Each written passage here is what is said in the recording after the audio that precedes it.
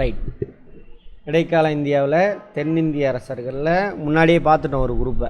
திரும்பவும் இடைக்கால இந்தியாவில் முந்தைய இடைக்கால இந்தியா, ஏர்லி மிடிவல்.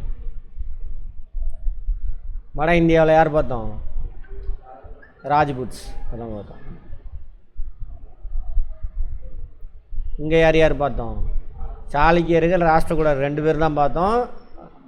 பிந்தைய மேலை சாளுக்கியர்களுக்கு பின்னாடி 3 பேர் வருவாங்க, அதையும் பார்த்துருக்கோம்.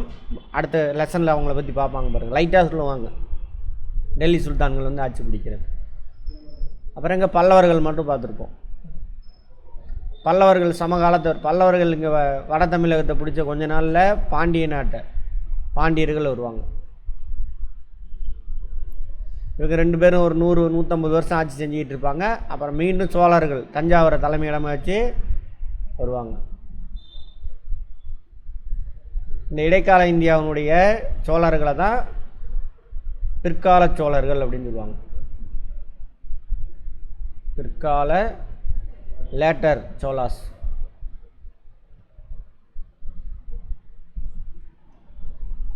இந்த இடைக்கால இந்தியாவில் சோழர்களுக்கு முன்னாடி இருக்கிறவங்க முற்கால பாண்டியர்கள்.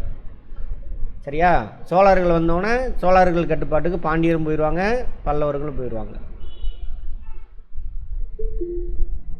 மீண்டும் சோழர்கள் வீழ்ச்சி அடைவாங்க, பாண்டியர்கள் தலை தூக்குவாங்க.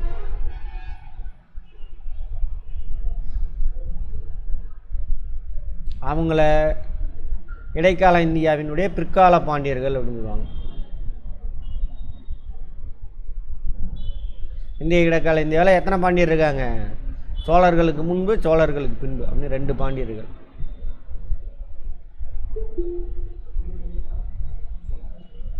பல்லவர்களை பார்த்தாச்சு. இப்போ நம்ம அந்த பாண்டியர்களையும்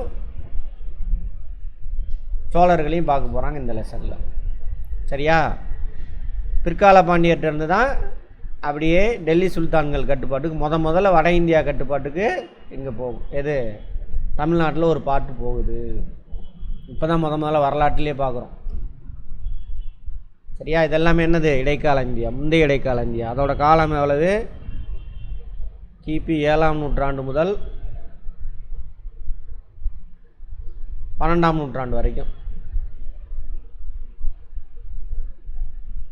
7th century ஏடியிலேருந்து 12th century ஏடி வரைக்கும்.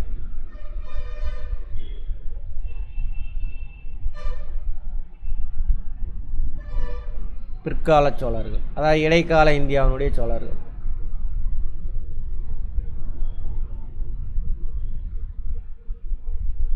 அரச கட்டமைப்பு விரிவானது.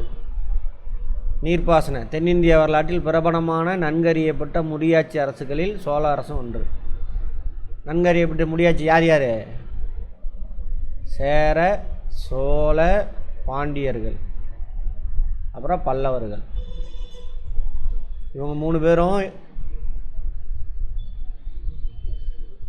பண்டைய கால வரலாறுலேயே இருப்பாங்க. இடைக்காலத்தில் யார் வருவாங்க? சேரர்கள் தனியாக போயிடுவாங்க, பல்லவர்கள், பாண்டியர்கள், சோழர்கள். இடைக்கால இந்தியாவில் பார்க்க போகிறோம்.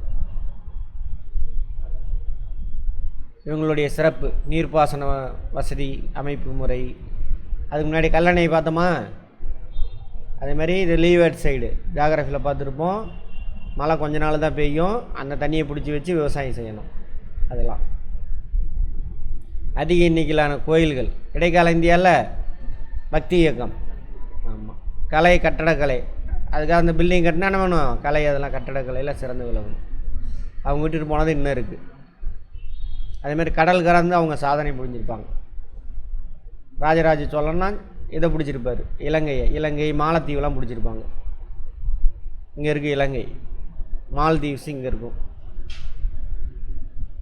அப்புறம் அவனுடைய பையன் ராஜேந்திர சோழன் அந்தமான் நிக்கோபார், இந்த பக்கம் ஜாவா, சுமத்ரா இதெல்லாம் கைப்பற்றியிருப்பார். அவர் கண்ட்ரோலில் வச்சுருந்துருப்பார்.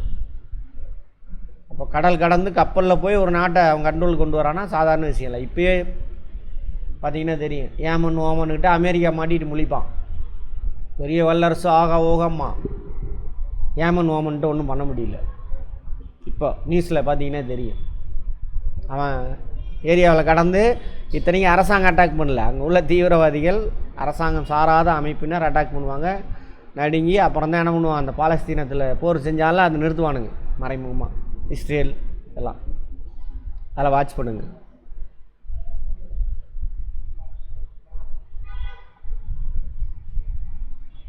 இல்லை இங்கிலீஷ்காரன் தான் கண்டுபிடிச்சி சொல்கிறான். சோழர்கள் ஆட்சியின் புத்தெழுச்சி அப்படின்னா என்ன அர்த்தம்? கலபரர்கள் கீழே வீழ்ச்சி அடைஞ்சிருப்பாங்க, அப்புறம் பல்லவர்கள் பாண்டியர் கீழே இருப்பாங்க, அதுக்கப்புறம் மீண்டும் பேரரசா வந்து பல்லவர்களையும் பாண்டியர்களையும் அவங்க கட்டுப்பாட்டு கொண்டு வருவாங்க. அதுதான் சொல்கிறாங்க புத்தெழுச்சி.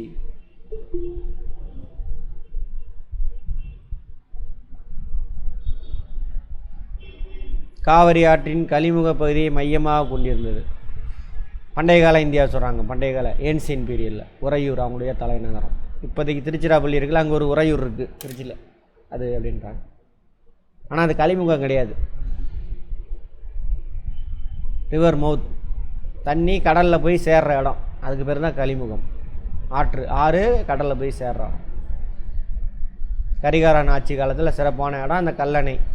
கல்லணை என்ன பண்ணுறான், தடுப்பணை கட்டி தண்ணியை பிரித்து இந்த பக்கம் கொண்டு போய் அரியலூர் டிஸ்ட்ரிக்ட் வரைக்கும் வந்து தண்ணி பாய்ச்சறதுக்கு ஏற்பாடு பண்ணுறான். அவர் கரிகாலனுக்கு அப்புறம் சரிவை சந்திக்கிறாங்க. அடுத்தது சரிவை சந்தித்தது விஜயாலய சோழ வம்சத்தை மீட்டெழச் செய்தார். இடைக்கால இந்தியாவில் 300 ஆண்டுகள் கழித்து 300-400 ஆண்டுகள் கழித்து மீண்டும் சோழ வம்சம் தலை தூக்குது. அவன் பரம்பரை நாட்டுக்கு தலைவராக மாறி வராங்க. அப்போது அவங்களுடைய தலைநகரம் எது? தஞ்சாவூர். கேட்பாங்க, சோழ வம்சத்தை இடைக்காலத்தில் மீட்டெழச் செய்தவர் யாருன்னு கேட்பாங்க. யார்? விஜயாலய சோழன். எதம் பிடிக்கிறாரு? தஞ்சாவூர். தஞ்சாவூரை தலைநகரம் மாற்றிட்டார். அதற்கு பின்னாடி முதலாம் ராஜேந்திரனும் அவருக்கு பின்வந்தோரும். ஃபஸ்ட்டு தலைநகரம் இது தஞ்சாவூர், ராஜராஜ சோழன் வரைக்குமே. அதுக்கப்புறம் ராஜேந்திர சோழன் வந்தவுடனே இந்த ஏரியாவில் நிறைய வெள்ளம் வரும் திடீர்னு. இப்போ நம்ம காவிரி மேட்டூர் டேம் இப்போ கட்டினது 1920. இப்போவே பார்த்தீங்கன்னாக்கா இவ்வளோ தண்ணி தேக்கி வச்சு தண்ணி திறந்து விட்டாவே அங்கே வெள்ளம் போகுது. அப்போ ஒரே டைமில் எல்லாம் என்ன ஆயிரும் போகும். அப்போ என்ன ஆகும்? தஞ்சாவூர் வெள்ளத்தில் மூழ்கும். அதனால் என்ன பண்ணுவான், வடக்கில் அரியலூர் டிஸ்ட்ரிக்டில் கொண்டு வந்து கங்கை கொண்ட சோழபுரம்னு ஒன்று கட்டுவான். யார்? ராஜராஜ சோழனுடைய பையன் ராஜேந்திர சோழன். தஞ்சை பெரிய கோயில் இருக்குல்ல, அதே மாதிரி ஒன்று இங்கே கட்டி தலைநகரத்தை இங்கே மாற்றுவார் தஞ்சாவூர்லேருந்து. சரியா? இடைக்கால இந்தியாவில் சோழர்களுடைய தலைநகரம் ஃபஸ்ட்டு எது? தஞ்சாவூர். ரெண்டாவது கங்கை கொண்ட சோழபுரம். அதான் போட்டிருக்கு. பிற்காலத்தில் முதலாம் ராஜேந்திரனும் அவருக்கு பின் வந்தோரும் புதிதாக நிர்மாணிக்கப்பட்ட கங்கை கொண்ட சோழபுரத்தை தலைநகராக கொண்டு சோழ பேரரசை ஆட்சி செய்தனர். முதலாம் ராஜராஜன் அவருடைய காலம். அதுக்கு முன்னாடி விஜயாலய சோழனுக்கு நடுவில் நிறைய பேர் வருவாங்க, ஆனால் ஃபேமஸானவங்களை மட்டும் உங்களுக்கு கொடுத்துருக்காங்க.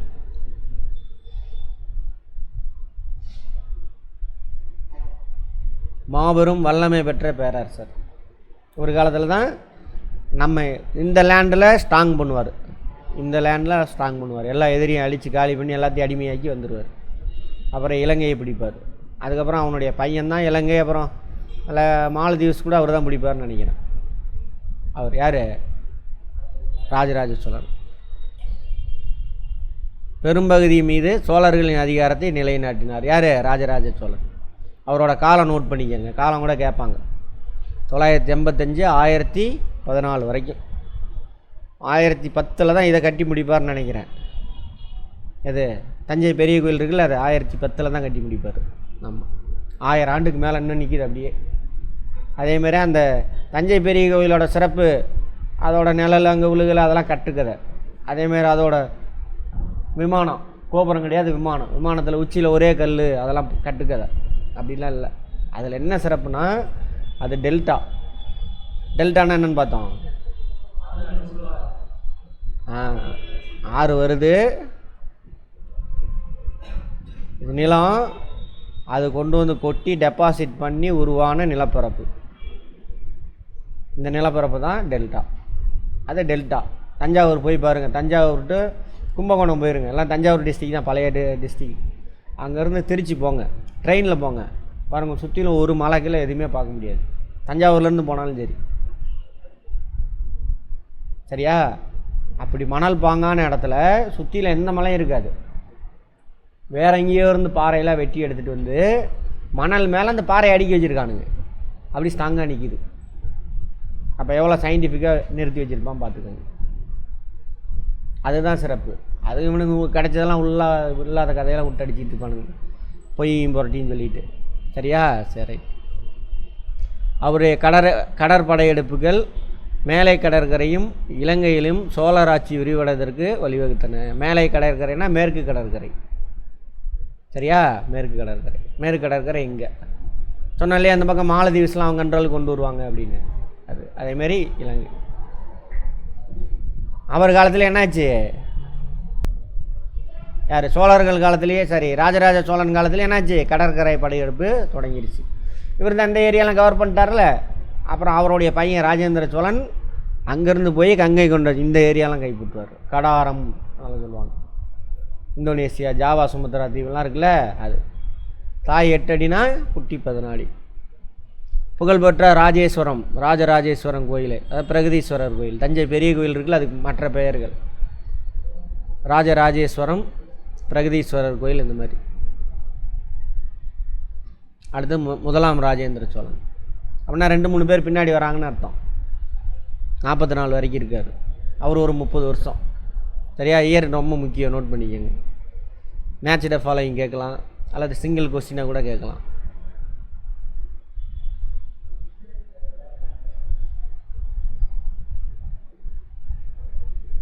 அதேமாரி வட இந்தியா படையெடுப்பு, கங்கை கொண்ட சோழபுரமே அதுக்கு தான். இந்த பாலர்கள் கூட இன்னும் மேற்கு நோக்கி விரிவுபடுத்த முடியல வங்காளத்தில் இருந்த பாலர்கள். அது காரணம் இவர் தான். ராஜேந்திர சோழன் அங்கே வரைக்கும் வந்துட்டு போனார் அப்படின்லாம் சொல்லுவாங்க. பார்த்தோமா? கங்கை வரைக்கும், இங்கேருந்து அங்கே வரைக்கும் போய் ஜெயிச்சுட்டு வந்திருக்கார். அங்கே போயிட்டு வந்ததனுடைய வெற்றியின் அறிகுறியாக தான் அந்த கங்கை கொண்ட சோழபுரத்தை முடியும். கங்கை கொண்டான்னா கங்கை வெற்றி கொண்டான்னு அர்த்தம். கங்கை வரைக்கும் போயிட்டு வந்திருக்கான்னு அர்த்தம். அந்த வெற்றியின் அறிகுறியாக தான் எதை கட்டுறான்? கங்கை கொண்ட சோழபுரத்தையே கட்டுறான்.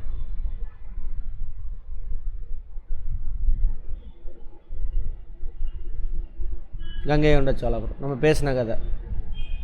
அவருடைய கடற்படை ஸ்ரீ விஜய பேரரசை தெற்கு சுமத்ரா, ஜாவா, சுமத்ரா தீவுலாம் இருக்குல்ல, இங்கே இந்தோனேசியா, அங்கே வரைக்கும் போயிருக்கு. ஸ்ரீ விஜயம் எதுன்னு கேட்பான். தெற்கு சுமத்ரா.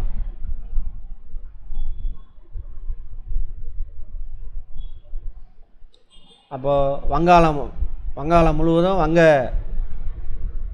வங்காள விரிகுடா முழுவதும் இவங்க கட்டுப்பாட்டில் வந்துருக்கு. அதனால தான் இங்கெல்லாம் போய் ஆட்சி அமைச்சிருக்காங்க அப்படின்னு தெரியுது. ஸோ ஆட்சி அமைச்சான்னா இங்கேருந்து அவன் பொருளை கொண்டு போய் அங்கே சேல் பண்ணுவான். எப்படி இங்கிலீஷ்காரன் நம்ம நாட்டில் வந்து சேல் பண்ணான் அப்படி. அப்போ பொருள் சேல் பண்ணால் என்ன ஆகும்? இந்த மக்களுக்கு வருவாய் பெருகும். எக்கனாமிக்ஸ் முடித்தவங்களுக்கு பார்த்துக்கோங்க. நம்ம ஊரில் அதிக பொருளை ப்ரொடக்ஷன் பண்ணி நம்ம ஊர் மக்களுக்கு சப்ளை பண்ணுறோம். சரியா? வெளிநாட்டு மக்களுக்கு நம்ம பொருளை சப்ளை பண்ணால் என்ன ஆகும்? நம்ம மக்களுக்கு லேண்ட், லேபர், கேபிட்டல் ஆர்கனைசேஷனுக்கு டிமாண்ட் அதிகமாகி நம்ம மக்களுக்கு வருவாய் பெருகும். சரியா? அப்போ நம்ம மக்கள் எப்படி வாழ்வாங்க? செல்வ செழிப்போடு இருப்பான். இவனுக்கு நிறைய வருமானம் பெருகுச்சுன்னா நிறைய பொருளை வாங்கி நுகர போகிறேன். அல்டிமேட் எய்ம் என்னது? பொருள்களை நுகர்தல். அதான் நம்மளோட வேலை. அது நடக்கும். சோழ பேரரசின் சரிவு. ராஜேந்திரனுக்கு பின்னாடி வந்து 3 பேருமே திறமையற்றவர்ன்றாங்க. 3ஆவதாக பதவியேற்ற வீரராஜேந்திரனின் மகன் அதிராஜேந்திரன். 3ஆவதாக பதவியேற்றவன், 2ஆவதாக பதவியேற்றவன் வீரராஜேந்திரனாக இருக்கும். 3ஆவதாக பதவியேற்றவன் அதிராஜேந்திரன். உள்நாட்டு கழகம் ஒன்றில் கொல்லப்பட்டார். அவருடன் விஜயாலனின் வழிவந்தோரின் ஆட்சி முடிவுக்கு வருது. விஜயாலன் யார்? மீட்டெடுத்தவர். ராஜராஜ சோழனுக்கெல்லாம் முன்னாடி தாத்தாவாக இருக்கலாம். அவங்க வழி வந்தவங்க முடிஞ்சிச்சு. வழி வந்தாங்கன்னா என்ன அர்த்தம்? இப்போ ராஜராஜ சோழன்னா அவனுடைய பையன், அவனுக்கு பிறந்த பையன், அவன் ஆட்சிக்கு வரணும். சரியா? அதுக்கப்புறம் என்ன ஆகுனாக்கா, அதிராஜேந்திரன் இறந்ததுக்கப்புறம் என்ன ஆகுனாக்கா, ராஜேந்திர சோழன் இருக்காங்களே அவனுடைய பொண்ணு அங்கம்மா தேவியோ ஏதோ ஒன்று, அவங்கள வந்து வெங்கி ஆண்ட கீழச்சாளுக்கியர் மன்னருக்கு கொடுத்துருப்பாங்க. அன்றைக்கே சொல்லியிருப்பேன். இங்கே ஆண் வாரிசு இல்லை, அதிராஜேந்திரன் காலி இறந்துட்டான். ஸோ அப்போ இவரோட வாரிசு, அதாவது ராஜேந்திர சோழனுடைய மகளோட பையன் குலோத்துங்க சோழன் எங்கே இருப்பான்? வெங்கி நாட்டில் இருப்பான். அவனை கூப்பிட்டு வந்து ஆட்சி செய்வாங்க. அதை தான் இங்கே சொல்கிறாங்க. அப்போ விஜயால சோழனுடைய வாரிசு எதோட கட்டாயிருச்சாமா? அதிராஜேந்திரனோட கட்டாயிருச்சு. அடுத்தது யார் வந்துடுறா? சாளுக்கிய சோழ மரபு வந்துருக்கு. சாளுக்கிய நாட்டு அரசன் இந்த நாட்டை ஆட்சி செய்கிறான். அதான் சொல்கிறாங்க. ராஜேந்திர சாளுக்கியன் சோழ அரியணையை கைப்பற்றினார். அவரோட பேர் என்ன? ராஜேந்திர சாளுக்கியன். கீழே சாளுக்கிய மன்னர் ராஜேந்திர சோழனுடைய மகளுக்கு பிறந்தவன். அவன் ஆட்சி செய்கிறான். அவன் பேர் தானே ராஜேந்திர சாளுக்கியன். அவனுக்கு பேர் என்னது? முதலாம் குலோத்துங்கன். கேட்பாங்க கொஸ்டின், சாளுக்கிய சோழ மரபை தோற்றுவித்தவர் யாருன்னு கேட்பாங்க. யார்? ஆமாம், குலோத்துங்க சோழன். அவனுடைய இயற்பெயர் என்ன? ராஜேந்திர சாளுக்கியன். சோழ அரியனுக்கு ஏற்பட்டிருந்த அச்சுறுத்தல்களை விரைவில் ஒழித்து கட்டி முதலாம் குலோத்துங்கன் தனது நிலையை உறுதிப்படுத்திக்கிட்டார். அதாவது வெளிநாட்டிலலாம் ஒன்றும் சண்டைக்கெலாம் வெளிநாட்டெல்லாம் கண்ட்ரோலில் வைக்கல அவங்க தாத்தா மாதிரி. உள்நாட்டுக்குள்ளே உள்ள பிரச்சனையெல்லாம் சால்வ் பண்ணி எல்லாத்தையும் அவங்க கண்ட்ரோலுக்கு கொண்டு வந்துடுறான், எல்லா சிற்றரசனையும். அதான் சொல்கிறாங்க. தேவையில்லாமல் சண்டைக்கெலாம் போகலை. பிரச்சனை பண்ணால் பிடிச்சி சண்டைக்கு இது பண்ணுவான். இலங்கையில் சோழர்களுக்கு சொந்தமான இருந்தபோது இழந்தார். உள்நாட்டு பிரச்சனையை அதை சரி செய்கிறதுக்கு அவன் நேரம் சரியாக போச்சு. இவன் கண்ட்ரோலில் இருந்த இலங்கை, ஸ்ரீவிஜயம் எல்லாமே இழந்துடுவார். பாண்டிய நாடுங்களாம் என்னாச்சு? சோழ படையிலேருந்து சோழ நாட்டிலேருந்து பிரிஞ்சு. அப்போ மீண்டும் பாண்டிய நாடு என்ன ஆகுது? தலை தூக்க ஆரம்பிக்கும். அப்புறம் அவன் வந்து சோழ நாட்டை அவன் கண்ட்ரோல் கொண்டு வந்துடுவான். அதான் பிற்கால பாண்டியர்கள். கதையாக புரிஞ்சுக்கோங்க. காஞ்சிபுரத்தை தெலுங்கு சோழர்களிடம் இழக்கிறார். காஞ்சிபுரத்தை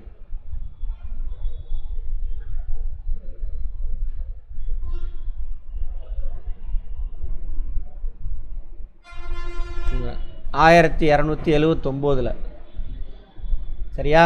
பாண்டியரசன் முதலாம் மாரவர்மன் குலசேகர பாண்டியன் ஒரே ஆள் தான். 1279 பாண்டியரசன் முதலாம் மாரவர்மன் குலசேகர பாண்டியன், ஒரே பேர் இது. மூன்றாம் ராஜேந்திர சோழனை தோற்கடித்து பாண்டியர் ஆட்சியை நிலைநாட்டினார். அதோட சோழர்கள் சிற்றரசராக மாறி அதுக்கப்புறம் இல்லாமல் போயிடுவாங்க. யாரு கீழே போயிட்டாங்க? பாண்டியர்கள் கீழே. எந்த வருஷம்? 1279. எந்த பாண்டிய அரசன் எந்த சோழ அரசனை தோற்கடித்தான்னு கேட்பாங்க. 3 கேள்வி இருக்குது இதில். மாற்றி மாற்றி கேட்டால் ஒரு 15 கேள்வி கேட்கலாம் இதே பாயிண்டில். அதோட சோழ மரபு முடிஞ்சிச்சு. எத்தனை பேரை பார்த்தோம்? விஜயாலய சோழன், ராஜராஜ சோழன், முதலாம் ராஜராஜ சோழன், ஓகே. அப்புறம் ராஜேந்திர சோழன், அப்புறம் ராஜேந்திரன். அவங்க அப்பன் பேர் என்ன? வீரராஜேந்திரன். ராஜேந்திரன் முடிவுக்கு வந்துச்சு. அதுக்கப்புறம் வந்து யார்? குலோத்துங்க சோழன், ராஜேந்திர சாளுக்கியன். அவனோட இன்னொரு பேர் குலோத்துங்க சோழன். கடைசி அரசர் யார்? மூன்றாம் ராஜேந்திர சோழன். மூன்றாம் ராஜேந்திர சோழனை தோற்கடிச்சது யார்? மாரவர்மன் குலசேகர பாண்டியன், முதலாம் மாரவர்மன். எந்த வருஷம்? 1279. நிர்வாக முறை ரொம்ப சிறப்பாக இருந்தது அப்படின்னு சொல்லுவாங்க.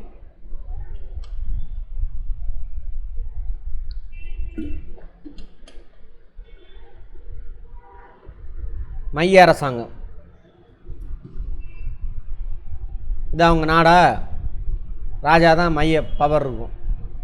அங்கே இருந்தால் எல்லா ஏரியும் பிரித்து கொடுத்துருவாங்க. அப்படியே இப்போ மாநிலம்னு வச்சுக்கோங்க, ஸ்டேட்டு. அதுதான் நாடு தான் ஸ்டேட்டுன்றாங்க. அது என்னவா பிரிச்சுருக்காங்க? டிஸ்ட்ரிக்டாக பிரிச்சுருக்காங்களா? அங்கே ஒவ்வொரு ஹெட்டு போட்டுருவாங்க. அப்புறம் டிஸ்ட்ரிக்டை பிரிப்பாங்க. டிஸ்ட்ரிக்டை பிரித்தா என்ன? இப்போது வில்லேஜா? தாலுக்கா. சரியா? தாலுக்காவுக்கு தமிழில் என்ன? வட்டம்.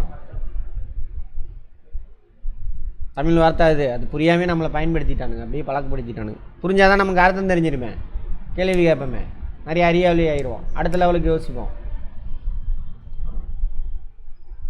நிறையா வட்டங்கள் சேர்ந்தது தான் இது மாவட்டம். புரியுதா? மன்னர் மாமன்னர், மன்னர் மாமன்னருக்கெல்லாம் மன்னர். அந்த மாதிரி சிரிக்கிறது இல்லை, அது அங்கே நம்ம கெட்ட வார்த்தை ஆக்கி விட்டானுங்க மாமான்ற வார்த்தையை ராஸ்கல்ஸ். அதில் அர்த்தத்தோடு தான் அது எழுதியிருக்கான். அது மாதிரி அப்புறம் நிறைய வில்லேஜ் சேர்ந்ததான் இது வட்டம். அதேமாரி செட்டப்புங்க, பேர் மட்டும் வேறு வேறையாக இருக்கும். என்னென்னு பார்ப்போம்.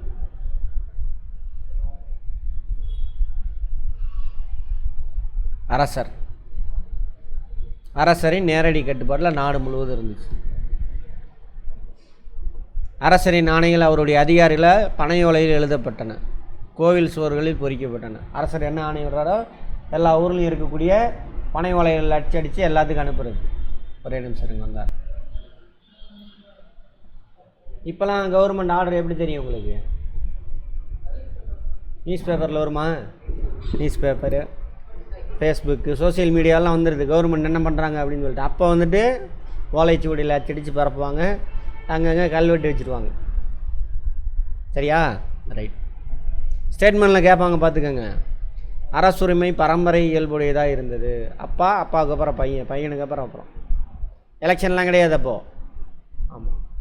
அரசர் தனது மூத்த மகனை தனது வாரிசாக தெரிவித்தார். மூத்த மகனுக்கு பேர் யுவராஜன். என்ன எழுத்து இது?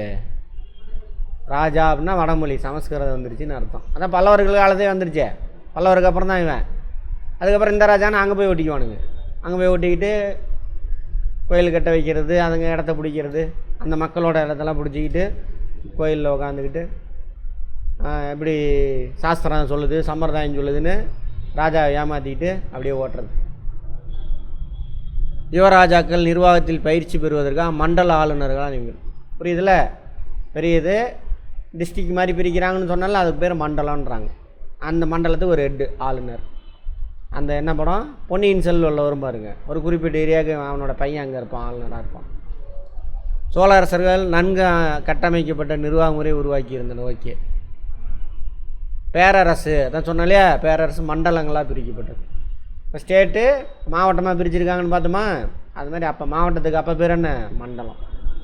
இப்போ மாவட்டத்தில் யார் இருப்பா? கலெக்டர் இருக்கார். அது மாதிரி அப்போ இருந்தவனுக்கு பேர் என்னது? ஆளுநர். ஒவ்வொரு மண்டலம் பல நாடுகளாக பிரிக்கப்பட்டது. மண்டலத்துக்கு கீழே இப்போ மாவட்டத்துக்கு கீழே வட்டம் இருக்கா, அதுமாதிரி அப்போ மண்டலம். மண்டலத்தை என்னன்னு பிரிக்கிறாங்க? நாடுகளாக பிரிக்கிறாங்க. நாடுகள் என்ன பிரிக்கிறாங்க? கூற்றங்கள் அப்படின்னு பிரிக்கிறாங்க. கிராமங்களின் தொகுப்பு 4-5 ஒரு ஊராட்சி இருக்குல்ல, அப்படி ஒரு ஊராட்சியில் 4-5 ஊர் சேர்ந்தது ஒரு ஊராட்சி. அந்த மாதிரி பாயிண்ட். அப்போ கிராமம், அதுக்கு மேலே நிறைய கிராமம் சேர்ந்து கூற்றங்கள், நிறையா கூட்டம் சேர்ந்தது என்னது? மண்டலம். நிறையா மண்டலம் சேர்ந்தது பேரரசு. ராஷ்டிரம், வடமொழியில் ராஷ்டிரம், பேரரசு. கேட்பாங்க, இந்த செட்டப் கேட்பான், பார்த்துக்கோங்க. உள்ளாட்சி நிர்வாகம். உள்ளாட்சினா அந்த கிராம நிர்வாகம் எப்படி இருந்தது? ஊரார், சபையோர், நகரத்தார், நாட்டார் என அமைப்புகள் மூலமாக செயல்பட்டது. சரியா? வேளாண்மையின் விரிவாக்கத்தினால் கிராமப்புறங்கள் அதிக எண்ணிக்கையில் விவசாயிகள் குடியிருப்புகள் உருவான. கிராமப்புறத்தில் நிறைய விவசாய குடியிருப்பு உருவாது. என்ன காரணம்? விவசாயம் பெருகுது, நீர்வளம் இருக்குது. இங்கேருந்து காவேரியில் வர தண்ணியை சேமித்து எல்லாம் பண்ணுறாங்க. கிராமத்துக்கு பேர் தான் என்னது? ஊர்கள். விவசாய குடியிருப்புக்கு பேர் என்னது? ஊர். இப்போ இப்பயும் சொல்கிறோமா, ஊருக்கு போயிட்டு வரேன் தானே சொல்லுவோம், பேரூர். எல்லாம் ஊர். நில உடைமையாளராக இருந்த ஊரார், ஊரின் சார்பாக பேசுபவர்களாக இருந்தாங்க. நில உடைமையாளர் இருந்த ஊரார். எல்லாத்துக்கும் நில உடைமை கிடையாது, ஒருத்தர் இருப்பான் ஜமீன்தார் மாதிரி. ஊர் சார்பில் அவர் தான் பேசுவார். படமெல்லாம் பார்க்குறவங்கள 80s அந்த படம்லாம் தான் சொல்கிறாங்க. பிராமணர் கிராமங்களை சேர்ந்த சபையோர் பொது நிர்வாகத்தையும் நிதி நிர்வாகத்தையும் நீதி வழங்குதலும் மேற்கொண்டாரமா. கோயில் இருக்குல்ல, அங்கே தான் பிராமணர் இருப்பாங்க. சபையோர் பொது நிர்வாகம். அப்போ அவன் சொல்கிறதான் அட்மினிஸ்ட்ரேஷன் எல்லாம் பார்த்துக்கிறது. நிதி நிர்வாகம், பணம் எல்லாமே அவங்க கண்ட்ரோல் தான். ஊராரெலாம் சும்மா தான். நீதி வழங்குது அவனுக்கு அதாவனாக்கா நீதி பாதிக்கப்பட்டவனுக்கு நீதிமன்றம் இருக்குல்ல, அந்த வேலையெல்லாம் செஞ்சாங்களாமா. அடுத்து வணிகர்களோட குடியிருப்பு, அதுக்கு பேர் நகரத்தார். வணிகர் யார்? அந்த ஊரில் சர்ப்ளஸாக ப்ரொடக்ஷன் ஆகிற பொருளை எடுத்துகிட்டு போய் பக்கத்து ஊரில் வைக்கிறது. அந்த ஊரில் கிடைக்கிற சர்ப்ளஸான பொருளை வாங்கிட்டு வந்து நம்ம ஊரில் வைக்கிறது. அவன் தான் யார்? வணிகர். வணிகர்லாம் ஒன்று சேர்ந்து ஒரு ஊர் அமைக்கிறான், அதுக்கு பேர் என்னது? நகரத்தார். நிர்வகித்தவன் யாராமா? நகரத்தார். வணிகர் குடியிருப்புகளை நிர்வகித்தவர் யார்? நகரத்தார்.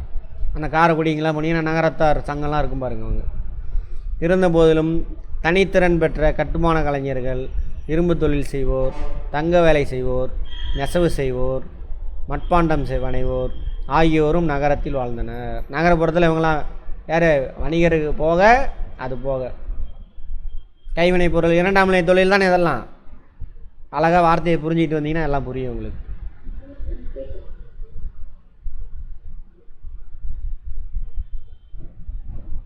அடுத்தது நாடுகளில்.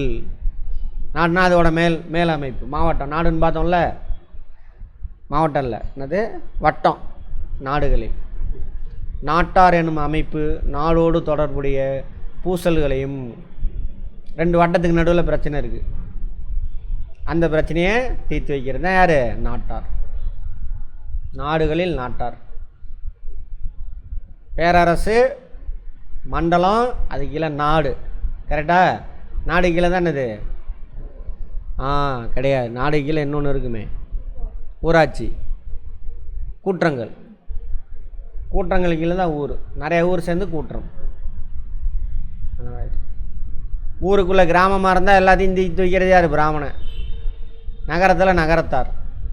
வணிகர்கள், இரண்டாம் நிலை தொழில் செய்கிறவங்களாம் நகரத்தில் இருந்தாங்க, நகரத்தார். சரியா? அடுத்து நாடுகள் அளவில் பிரச்சனையை தீர்த்துக்கிறது யார்? நாட்டார். 2 நாட்டுக்கு நடுவில் பிரச்சனை இருந்தால் நாட்டார். பூசல்னால் சண்டை சச்சரவு. ஊர், சபை, நகரம், நாடு ஆகியவற்றில் இருந்த மன்றங்கள்னா மக்களோட பிரதிநிதிகள் இருப்பாங்க. பல்வேறு குழுக்கள் மூலம் பணிகளை மேற்கொண்டன. இக்குழுக்கள் நீர்ப்பாசனம், சாலை வசதி, கோவில்கள் பராமரிக்கிறது, தோட்டங்கள் பராமரிக்கிறது, வரி வசூல் செய்கிறது, மத விழாக்களை நடத்துதல் போன்ற பணிகளை மேற்கொள்ளுதல். ஊர், சபை, நகரம், நாடு, இங்கே நிறையா மக்களோட பிரதிநிதிகள் இருப்பாங்க. அவங்க அந்த ஊரில் நீர்ப்பாசன வசதி, அதாவது ஏரி குளத்தெல்லாம் பராமரிக்கிறதுக்கு ஒரு குழு இருக்கும், வாரியன்னு சொல்லுவாங்க. சாலை, அந்த ஊரில் சாலை பராமரிக்கணும்னு ஒரு குழு இருக்கும், அவங்க தான் பார்த்துக்குவாங்க. அவங்களாம் மக்களோட பிரதிநிதிகள். கோயிலை பராமரிக்கிறதுக்கு ஒரு குழு. இப்போயும் பார்த்திங்கன்னா கோயில் தர்மகர்த்தா குழு, மேற்பார்வை குழுன்னு இருக்கும் பாருங்க. அங்கே தோட்டங்கள், வரி வசூல் செய்கிறது, இது எல்லாத்தையும் பார்க்குறதுக்கு தனித்தனியாக குழு அந்தந்த ஊரில் இருக்கும். அவங்க தான் அதை பார்த்துக்குவாங்க. இப்போ யார் இருக்காங்க அந்தந்த ஊரில்? உள்ளாட்சி அமைப்பு இருக்குல்ல, உள்ளாட்சி அமைப்பு செஞ்ச வேலையை அப்போ மக்களோட குழுக்கள் செஞ்சுக்கிட்டாங்க. உள்ளாட்சி அமைப்பு எலெக்ஷன் மூலிமா தேர்ந்தெடுப்பாங்க. அப்போ எலெக்ஷன் மூலிமா கிடையாது. பாரிசு, உத்திரமேரூர் கல்வெட்டு, காஞ்சிபுரம் மாவட்டத்தில். இப்போ செங்கல்பட்டுக்கு போயிடுச்சா என்னன்னு செக் பண்ணுங்கள். அதை காஞ்சிபுரத்தில் தான் செங்கல்பட்டு பிரித்தாங்க. கிராம பிராமணர்களுக்கு, உத்திரமேரூர் கிராமம் பிராமணர்களுக்கு கொடையாக வழங்கப்பட்ட ஒரு பிரம்மதேய கிராமமாகும். புரியுதா? இதை பின்னாடி நிறையா வடக்குலேருந்து வராங்க பிராமணர்கள். ராஜா வந்து பிடிச்சிக்கிறான், பிடிச்சிட்டு இவன் வாழணும், வாழலான்னு சோறு வேணும். அப்போ ராஜா பார்த்து என்ன பண்ணுறான்? இவர் தானே கடவுள்கிட்ட பேசி ராஜா ஜெயிக்க வைக்கிறாருல, இவர் தானே மந்திரம்லாம் செஞ்சு. அதனால் கடவுள் என்ன பண்ணுவார்? ராஜா என்ன செய்வார்? ஒரு 10-15 கிராமத்தை அந்த 10 குடும்ப பிராமண குடும்பத்துக்கு எழுதி வச்சுருவான். அவங்க பேரில் எழுதி வச்சுருவாங்க. அந்த கிராமம் 10-15 கிராமம் அவனுக்கு, அந்த இவங்களுக்கு கட்டுப்பட்டது. அதுக்கு முன்னாடி நிலத்துக்கு சொந்தக்காரனாக இருந்தாலும் அவனாக இப்போ கூலி தொழிலாளியாக மாறிடுவான். அந்த விவசாய நிலத்தில் விவசாயம் செய்யக்கூடிய தொழிலாளி. அவன் உற்பத்தி செஞ்சு எல்லா வேலையும் செஞ்சு முதலீடு போட்டு உழைப்பெல்லாம் போட்டு 100 மூட்டை விளையுது அப்படின்னாக்கா அவன் 30 அல்லது 40 மூட்டையை வச்சுக்கிட்டு 60 மூட்டை எங்கே கொண்டு போய் கொடுத்துடணும்? அந்த பிராமண குடும்பத்துக்கு கொண்டு போய் கொடுத்துடணும். அந்த கிராமத்தில் நிர்வாகம்லாம் அவன் தான் பார்த்துக்குவான். மற்றவங்களாம் தொழிலாளி. அவன் என்ன செய்யணும் ஏது செய்யணும் யார் முடிவு பண்ணுவான்? அந்த பிராமண குடும்பம். இப்போ தான் இடைக்கால இந்தியாவில் தான் அடிமை முறை மாறுது. சொத்துக்கள்லாம் யாருக்கு சொந்தம்? பிராமண இதாக இருந்தால் பிராமணன், சரியா? வேறு கிராமங்களாக இருந்தால் வேறு ஒருத்தர் இருப்பான், அங்கேயும் கோயில் அவன் தான் எல்லாம் முடிவு செய்வான், கோயிலில் தான் எல்லாம் முடிவு எடுக்கும். அங்கே யார் தான் இருப்பா? கோயில் இருந்துச்சு அப்படின்னா கோயிலுக்கு அதேமாதிரி ஒரு 100 கிராமத்தை எழுதி வச்சுருவானுங்க. இதே கதை கோயிலுக்கு கொடுக்கணும். இப்படி தான் மாறுது. எப்போ மாறுது? பல்லவர்கள் காலத்துலேருந்தே மாறிடும். அது அப்படியே தொடருது. சரி, இந்த கிராமத்தில் எந்த கிராமத்தில்? உத்திரமேரு கிராமத்தில் கிராம சபைக்கான உறுப்பினர்கள், கிராம சபை இருக்கு இல்லையா, அந்த கிராமத்தை நிர்வகிக்கிறதுக்கான உறுப்பினர்கள் தகுதியுடையவங்க ஒரு 30 பேரை தேர்ந்தெடுப்பாங்க. 30லேருந்து 35லேருந்து 70 வயதுக்கு உள்ளவங்க தான் அதில் போட்டியிடலாம். போட்டினாக்க போட்டி கிடையாது. 35லேருந்து அந்த பிராமண குடும்பங்களில் எவெல்லாம் 35லேருந்து 70 வயசு இருக்கிறானோ விருப்பம் இருக்கிறவங்க பேரெல்லாம் என்ன பண்ணுவாங்க, ஒரு ஓலைச்சுவடியில் எழுதி, பிராமணன் மட்டும்தான் பண்ண முடியும், நீங்கள் மற்றவங்களாம் அந்த தொழிலாளியெல்லாம் வர முடியாது, எழுதி ஒரு பானையில் போட்டுருவாங்க. அதுலேருந்து ஒரு 30 பேரை செலக்ட் பண்ணுவாங்க. அந்த 30 பேர் தான் அந்த கிராமத்தை நிர்வகிப்பாங்க. இந்த சொன்னோம்ல வாரியங்கள்லாம், ஏரி வாரியம், தோட்ட வாரியம், இதெல்லாம் ஒவ்வொருக்கும் ஒரு 5-5 பேர் 6-6 பேர் போட்டுருவாங்க. அவங்க தான் அதை பார்த்துக்குவாங்க. மேற்பார்வை செய்வான். வேலை செய்கிறதெல்லாம் மற்ற குடிமக்கள், இவர் மேற்பார்வை செய்வார். புரிஞ்சுதா? சரி, இந்த இப்போ நான் சொன்ன செட்டப்பை பற்றி எங்கே சொல்லியிருக்காங்க? இந்த உத்திரமேரூர் கல்வெட்டில் சொல்லியிருக்காங்க. அந்த கல்வெட்டு எங்கே இருக்குது? காஞ்சிபுரம் மாவட்டத்தில். ஒவ்வொரு குடும்பத்திலிருந்தும் உறுப்பினர் ஒருவர் தேர்ந்தெடுக்கப்படுவார். மொத்தம் 30 குடும்பங்கள் இருந்தன. அப்போ எத்தனை பேர்? 30 பேர் இருப்பான் ஒவ்வொரு குடும்பத்தில் இருந்தும். போட்டியிடும் ஆடவர் இந்த வயசுக்குள்ளே இருக்கணும். வேத நூல்களிலும் சமய நூல்களிலும் தேர்ச்சி பெற்றிருப்பதும் நில உடைமையாகிறவோ சொந்த வீடு உடையவராக இருக்க வேண்டும் என்பதை தகுதி பார்த்துக்கோங்க. அப்போ யார் தான் வர முடியும்? பிராமணன் மட்டும்தான் போட்டியிட முடியும். வேதங்கள் படிச்சிருக்கணும். அப்புறம் என்னது? சமய நூல்கள்லாம் படிச்சிருக்கணும். ஒன்று லேண்டு, விவசாய லேண்டு வச்சுருக்கணும். அப்படி இல்லைனா நீ சொந்த வீடாவது வச்சுருக்கணும். சொந்த வீடு லேண்டு யார் மட்டும்தான் இருக்கும் அந்த கிராமத்தில்? பிராமணருக்கு மட்டும்தான் இருக்கும். சரியா? அதெல்லாம் நீங்கள் மறைமுகமாக நம்ம புரிஞ்சுக்கணும். ஒவ்வொரு குடும்பத்திலும் தகுதியை வேட்பாளரின் பெயர்கள் பனை ஓலை துண்டுகளில் எழுதப்படும். அவை மட்பாண்டம் ஒன்றில் போடப்படும். பனை ஓலையில் பெயர் எழுதி அது மன்றத்தின் மூத்த உறுப்பினர் ஒருவர் சிறுவனை அழைத்து குடத்துக்குள் உள்ள ஓலைகள் துண்டுகளை எடுக்க சொல்லி அதில் அந்த பெயர் தான். அதுதான் இம்முறையின்படி பல குழுக்கள் முடிவு செய்யப்படும். ஒன்றா பார்த்தோம்ல, ஒரு 5 குழு 6 குழு இருக்கும். ஒவ்வொரு குழுவும் 5-5 பேர். 6 குழுவாக இருந்தால் 5-5 பேர் போட்டுருவாங்க ஒரு குழுவில். 5 குழுவாக இருந்தால் 6-6 பேர் போட்டுருவாங்க. 6 பேர். ஏரி வாரியம்னா அந்த ஊரில் உள்ள ஏரியெல்லாம் பராமரிக்கணும், மேற்பார்வை செய்யணும். இப்போ யார் செய்வாங்க மேற்பார்வை செய்கிறது? ஏரி வேலையெல்லாம் ஒழுங்காக நடக்குதான்னு ஊராட்சியில். இப்போ ஊராட்சியில் ஊர் தலைவர் இருப்பான், வார்டு மெம்பர் இருப்பான், அவங்க தான் போய் மேற்பார்வை செய்வாங்க. அவனுக்கு கீழே பணியாளர்லாம் வச்சு வேலை வாங்குறதுக்கு அங்கே ஒரு செக்ரட்டரி இருப்பான். இப்போ மக்களால் தேர்ந்தெடுக்கப்பட்டவன் தான் அந்த தலைவர். அப்போ அப்படி கிடையாது, பரம்பரை அடிப்படையில் வருது. அதெல்லாம் இப்போ மாறிடுச்சு. சோழர்கள்ட்ட சிறப்பாக இருந்தது. உத்திரமேரு அங்கே கோயிலில் அந்த கல்வெட்டு இருக்குது, கோயில் சுவர் புல் இருக்குது. வருவாய், நில வருவாய் தான் முக்கியமான வருவாய். நிலவரியானது எப்படின்னு சொல்கிறாங்க? காணி கடன் அப்படின்றாங்க. காணி நிலம் இல்லை அப்படின்னு சொல்லுவாங்கள்ல, அது நில அளவீட்டு முறையில் அது ஒன்று. காணி கடன், கடன்னா கட்டாயம் கொடுக்க வேண்டியது. நிலவரியை நிர்ணயம் செய்வதற்காக சோழ அரசு விரிவான அளவில் நில அளவை பணியை மேற்கொண்டது. லேண்டெல்லாம் அளந்து பக்கா வச்சுருந்துருக்கான். எவன் எவ்வளோ வரி செலுத்தணும், நீ இத்தனை ஏக்கரா எவ்வளோ % வரி செலுத்தணும், அதெல்லாம் பக்கா வச்சுருக்காங்க. மகசூலில் 1/3 பகுதி வரியாக வசூலிக்கப்பட்டு. 1/3 பகுதினா எவ்வளவு? எத்தனை %? 33.33%. 30 மூட்டை வந்துச்சுன்னா 10 மூட்டை நீ வரியாக கொடுத்துரும். அதுக்கு பேர் என்னது? காணி கடன். மேக்ஸ் பேசிக் தெரியாதான் போய் மேக்ஸ் கிளாஸ் பாருங்கள். தானியமாகவே வசூல் செய்யப்பட்ட பெரும்பாலும் 10 மூட்டையை கொடுத்துடணும் பெரும்பாலும். அப்பப்போ என்ன பண்ணலாம்? இப்போ நெல்லை விற்றுட்டு அந்த 30 மூட்டைக்கு உண்டான காசு கொடுக்கலாம். அதான் சொல்கிறாங்க. தொழில் வரிகளும் வணிகத்தின் மீதான சுங்க வரிகளும் வசூலிக்கப்பட்டன. ஆமாவா? நாட்டுப்புறத்தில், நகரம் அதான் நாட்டுப்புறம். அங்கே 2ஆம் நிலை தொழில் செய்கிறாங்களே, அங்கே அதையும் வரியும் வசூலிச்சிருக்காங்க, வியாபார வரியும் வசூலிச்சிருக்காங்க. யார்? சோழர்கள். இடைக்கால இந்தியாவில். ஆனால் முக்கியமான வரி எது? நிலவரி. இது ஸ்டேட்மெண்ட்லாம் கேட்பாங்க, பார்த்துக்கோங்க. சோழர்களை நினச்சிட்டே வாங்க. நிலம் சார்ந்த உறவுகளை அடிப்படையாக கொண்ட சமூக அமைப்பு. நிலம் சார்ந்த உறவுகள் பார்ப்போம். சோழர் அரசர்கள் வரி விலக்கு அளிக்கப்பட்ட நிலங்களை அரசு அதிகாரிகளுக்கும் பிராமணர்களுக்கும் கோயில்களுக்கும் வழங்கினர். புரியுதா? இப்போ அந்த 10 கிராமத்தை வந்து ராஜா எடுத்து அவன்கிட்ட பணியாளர் இருக்கான் ஒருத்தன், அவன்கிட்ட கொடுத்துட்டாங்க. அந்த 10 கிராமத்தில் உள்ள வரியை அவன் வாங்கிக்கலாம். யார்? அந்த பணியாளர், அந்த ஜமீன்தார்னு சொல்லுவாங்க பின்னாடி.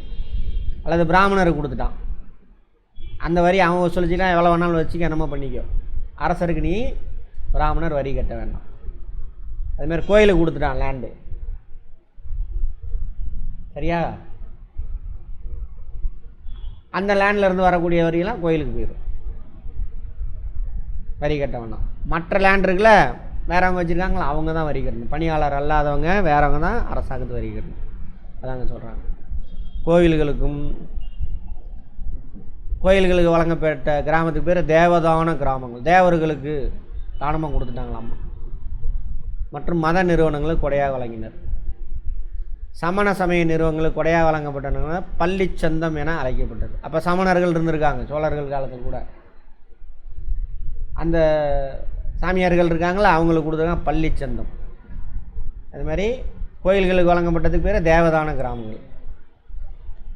வேளாண் வகை என்னும் நிலங்களில் உடைமையாளர்கள் வேளாளர் என்று அழைக்கப்பட்டனர்.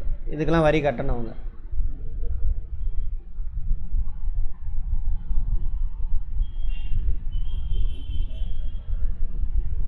அடுத்தது வேளாளர்னா வேளாண்மை செய்கிறவங்க, இவங்களாம் வரி கட்டி ஆகணும். அதில் ஒரு ஒரு பிரிவினரான உளுகுடி.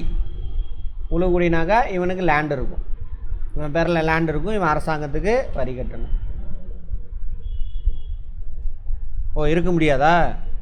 உளுகுடினா இவன் வந்துட்டு லேண்டை உழுது விவசாயம் செய்கிறது இவன் தான். இவன் பேரில் என்ன இருக்காது? லேண்ட் இருக்காது. அவர்கள் பிரம்மதேய வேளாண் வகை நிலங்களில் வேளாண்மணி செய்ய வேண்டியிருந்தது. பார்த்தோம்ல, அங்கே விவசாயிட்டேருந்து லேண்டை பறித்து பிரம்மதேயத்துக்கு கொடுத்துட்டான், பிராமணர்களுக்கு கொடுத்துட்டாங்க. அப்போ அதுலேருந்து அந்த லேண்டெல்லாம் யாருக்கு சொந்தம்? பிராமணருக்கு சொந்தம். அங்கே நிலத்துக்கு சொந்தக்காரனாக இருந்தவன் உளுகுடியாக மாறிடுவான், வேலை மட்டும் செய்யணும். அவன் பேரில் என்ன இருக்காது? லேண்ட் இருக்காது. மொத்த விளைச்சலில் வேளாண் வகை நில உடைமையாளர்கள் மேல் வாரத்தை பெற்றனர். மொத்த விளைச்சலில் பெரும்பகுதி பெற்றனர். யார்? இப்போ பிராமணர்கள்லாம் சொந்தமாக பெரும்பகுதி, விளைச்சலில் பெரும்பகுதினா 100% பெரும்பகுதி எவ்வளவு? 50% மேலே. சொன்னாலே 60-70% நான் வாங்கிக்குவான். விதை போட்டு உழைப்பு போட்டு ராத்திரி பகலாக அதை பாதுகாத்து அந்த பயிரை அறுவடை செஞ்சு கொண்டு வரதில் 100 மூட்டை வந்ததுன்னா 60-70%, 70 மூட்டையை கொண்டு போய் அவன்கிட்ட கொடுக்கணும். யாருக்கிட்ட? பிராமணர்கிட்டையோ அல்லது அந்த நிர்வாகிகிட்டையோ அல்லது கோயில்லையோ கொடுத்துடணும். அதான் சொன்னாங்க. அதுக்கு பேர் மேல்வாரம். கீழ்வாரத்தை உளுகுடிகள் எடுத்துக்குவாங்க. அடிமை மற்றும் பணிசை மக்கள் என்போர் சமுதாயத்தின் கீழ்நிலையில் இருந்தனர். அவனுக்கு கீழே இருக்கிறவன். அந்த ஊரில் ஜமீன்தார் இருக்கான், ஜமீன்தார் கீழே நிறையா நிலக்கிழார் இருக்காங்க, அதான் வேளாளர்கள். வேளாளர் கீழே உளுகுடி இருப்பான், உளுகுடி கீழே தொண்டு வேலை செய்கிறதுக்கு ஒரு குரூப் இருப்பான். அவங்க தான் யார்? கீழ்நிலையில் இருந்தாங்க. இப்போ ரொம்ப அடித்தட்டில் இருக்காங்களே அவங்க. சமூகத்தின் இடைமட்டத்தில் போர் செய்வோரும் வணிகர்களும் இடம்பெற்றிருந்தாங்க. போர் செய்வோரும் இப்போ அதான் பிசி. போர் செய்வோரும் வணிகர்களும் தான் பிசி. எம்பிசி அதுக்கு கீழே இருந்தவன் உளுகுடி அப்படின்னு வச்சுக்கோங்க. லேண்டு சொந்தம் இருக்காது, இது அப்படி தான் பிரிச்சிருக்காங்க. இதை வச்சு தான் அவங்களுக்கு இவங்க எல்லாத்துக்கும் தொண்டு வேலை செஞ்சிருந்தா யார்? கீழே. அவங்க ஷெட்யூல்டு கேஸ்ட். ஷெட்யூல்டு கேஸ்ட்னால் கெட்ட வரதில்லை. இந்த மாதிரி சாஸ்திர சம்பிரதாயத்தை வச்சு அப்படியே அடுக்கடுக்காக பிரித்து வச்சுட்டானுங்க. திறமையின் அடிப்படையில் பிடிக்கல, பிரித்து வச்சுட்டு உன் அப்பா என்ன தொழில் செஞ்சானோ அதை தான் நீ செய்யணும் அப்படின்னு. அதான் ஜாதி. உனக்கு திறமை இருக்கலாம், நீ கடைசியில் இது பணி செய்யும் மக்கள் அந்த குடும்பத்தில் பிறந்திருப்ப, ஆனால் உனக்கு நாட்டை நிர்வாகம் செய்கிற திறமை இருக்கும், அல்லது பிராமண மாதிரி மந்திரத்தை மனப்பாடம் செஞ்சு ஒப்பிக்கக்கூடிய திறமை இருக்கும். ஆனால் நீ அங்கே வரக்கூடாது. அந்த செட்டப் தான் ஜாதி கட்டமைப்பு. எங்கே தான் வருது? தமிழ்நாட்டில் இடைக்கால இந்தியாவில் பல்லவர்களுக்கு அப்புறம் சோழர்களுக்கு அப்புறம் வருது. பண்டைய கால இந்தியாவில் அப்படி கிடையாது, பண்டைய கால தமிழகத்தில் அப்படி கிடையாது. இடைக்கால தமிழகம் அப்போ தான் வந்து ஜாதி கட்டமைப்பு ஸ்ட்ராங்காக வருது. ஏன்? அந்த ராஜாக்களை பிராமணர்களை அவங்க கட்டுப்பாட்டு கொண்டு வந்துட்டு சாஸ்திர சம்பிரதாயம்லாம் இப்படி தான் சொல்லுது அப்படின்னு வட இந்தியாவிலேருந்து உள்ளே பூந்து அந்த ராஜா கட்டுப்பாட்டு கொண்டு வந்து நான் யாகெல்லாம் நடத்துகிறனால தான் நீ ஜெயிக்கிற, உனக்கு செல்வம் பெருகுது, உன் மக்கள் நல்லா இருக்காங்க, மழை பெய்யுதுன்னு சொல்லி ராஜா அவன் கண்ட்ரோலுக்கு கொண்டு வந்துடுறான். அதுக்கப்புறம் இவன் சாப்பிடாமல் இருக்கிறதுக்கு இந்த செட்டப் கொண்டு வரான், வட இந்தியாவில் செட்டப் கொண்டு வரான். வரலாறு மிகவும் முக்கியம் அமைச்சர், இதுக்கு தான் வரலாறு படிக்கணும். சரியா? இந்த வரலாறே யார் தான் உங்களுக்கு சொல்லி கொடுத்தா? இங்கிலீஷ்காரன் கண்டுபிடிச்சி எழுதுனா. ஆனால் உங்களுக்கு சொல்லி கொடுத்தவன் ஃபஸ்ட்டு பிராமணர். ஆனால் அவன் தானே படித்தான், அவங்களாம் படிக்கவில்லை. உங்கள் தாத்தா பாட்டிக்கெலாம் சொல்கிறேன். அப்போ அதெல்லாம் மறைக்கப்பட்டு சொல்லி கொடுத்தாங்க. அதிலேருந்து கற்றுக்கிட்டு வந்த டீச்சர்ஸ் தான் இப்போ இருக்கிறவங்க பிசி எம்பிசி டீச்சர்லாம். அவங்க எப்படி சொல்லி தருவாங்க? அப்படி தான் சொல்லி தருவாங்க. சரியா? இதுதான் உண்மையான விஷயம். இதை தான் நம்ம தெரிஞ்சுக்கணுங்க, ரொம்ப ரொம்ப முக்கியம். அதை மாற்றணுமா இல்லையா? அதனால தான் ரேஷனல் திங்கிங் அடிப்படை கடமைகளில் 51A அடிப்படை கடமை பார்த்தோம்ல, அதில் இருக்கும். அறிவியல் பூர்வமாக சிந்திக்கணும். அடுத்தவன் சொல்கிறான்னு அப்படியே ஏற்றுக்கக்கூடாது. நல்ல விஷயத்தை எடுத்துக்கணும், கெட்டதை என்ன பண்ணணும்? தூக்கி எறிஞ்சிடணும், யார் சொன்னாலும் சரி. சரியா? ரைட். சமூகத்தின் இடைமட்டத்தில் போர் செய்வோர் வணிகர் கேட்பாங்க. முக்கியமான கேள்வி இதெல்லாம், புரிஞ்சு வச்சுக்கோங்க. நம்ம கொஸ்டினில் வரும் இதெல்லாமே. நீர்ப்பாசனத்துக்கு ரொம்ப இம்பார்ட்டன்ட் கொடுத்து தான் ஆகணும். ஏன்னா நம்ம எப்படி லீவேர்ட் சைடில் இருக்கோம், கொஞ்ச நாள் தான் மழை பெய்யும், அதை வச்சு வருஷம் ஃபுல்லாக நம்ம சாப்பிட்றதுக்காக வேணால் அந்த மழையை வச்சு விவசாயம் செஞ்சு சாப்பாடை சேர்த்தணும். சரியா? என்ன கார்த்தி? முக்கியத்துவம் வழங்கினார். எங்கே பற்றாக்குறையாக இருக்குது அங்கே தான் மேனேஜ்மெண்ட்டு சிறப்பாக இருக்கணும். பற்றாக்குறை இல்லை, போய் பாருங்கள், யூபி மாப்பி பீகார்லாம் மாப்பி விட்ருங்க. பீகார்லாம் டேமே இருக்காது. ஏன்? அங்கே வருஷம் ஃபுல்லாக தண்ணி ஓடும், டேம் தேவையில்லை. டேமு கட்ட முடியாது முதல்ல. நீ ஏன்?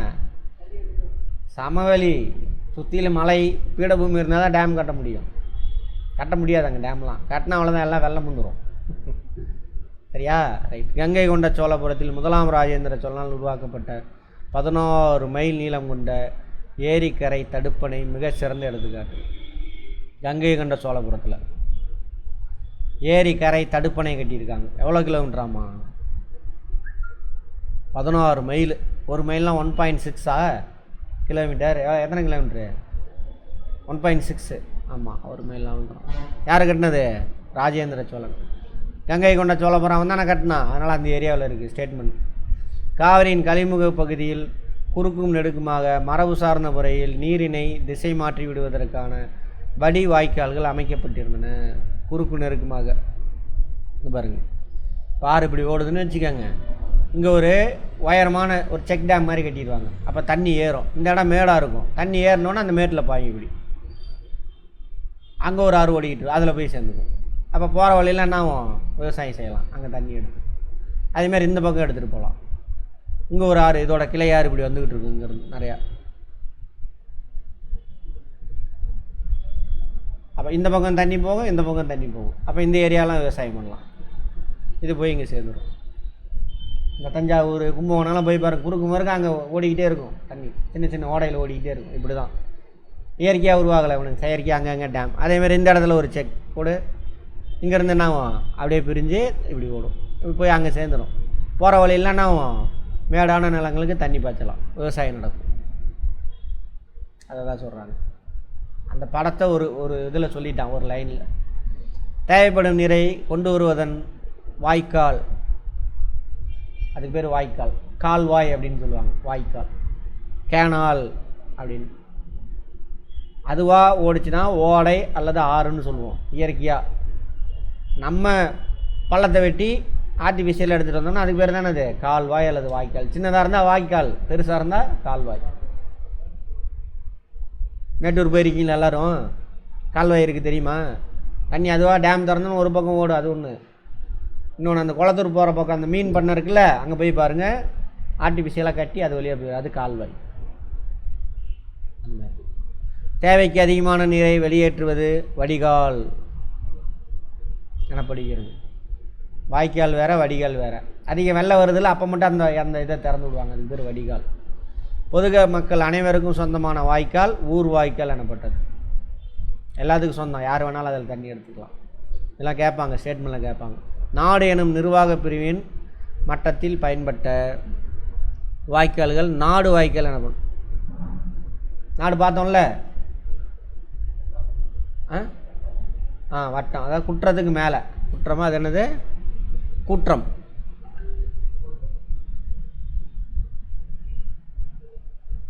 கூற்றங்கள் நிறையா கூற்றம் சேர்ந்தது தானது நாடு. நாடு அளவில் என்ன இருந்திருக்கு? நாடு வாய்க்கால் இருந்தது பெரிய. நிறையா கிராமங்கள் சேர்ந்தது கூற்றங்கள், நிறையா கூற்றங்கள் சேர்ந்தது நாடு. அப்போ அந்த 4-5 கூற்றங்களுக்கு நிறையா கிராமங்களுக்கு ஒரே வாய்க்கால், பெரிய வாய்க்காலாக இருந்திருக்கு, அதுக்கு பேர் நாடு வாய்க்கால். அதுமாதிரி நீர் விநியோகத்தில் சுற்றுமுறை நடைமுறையில் இருந்துச்சு. இன்னும் இந்த பக்கம் சவுத்தெல்லாம் போனீங்கன்னா தெரியும், ஏரியிலேருந்து தண்ணி போய் பாய்ச்சுவாங்க. இதான் ஏரி, டேம் இங்கே இருக்குது, தண்ணி இப்படி ஓடிக்கிட்டு இருக்குது.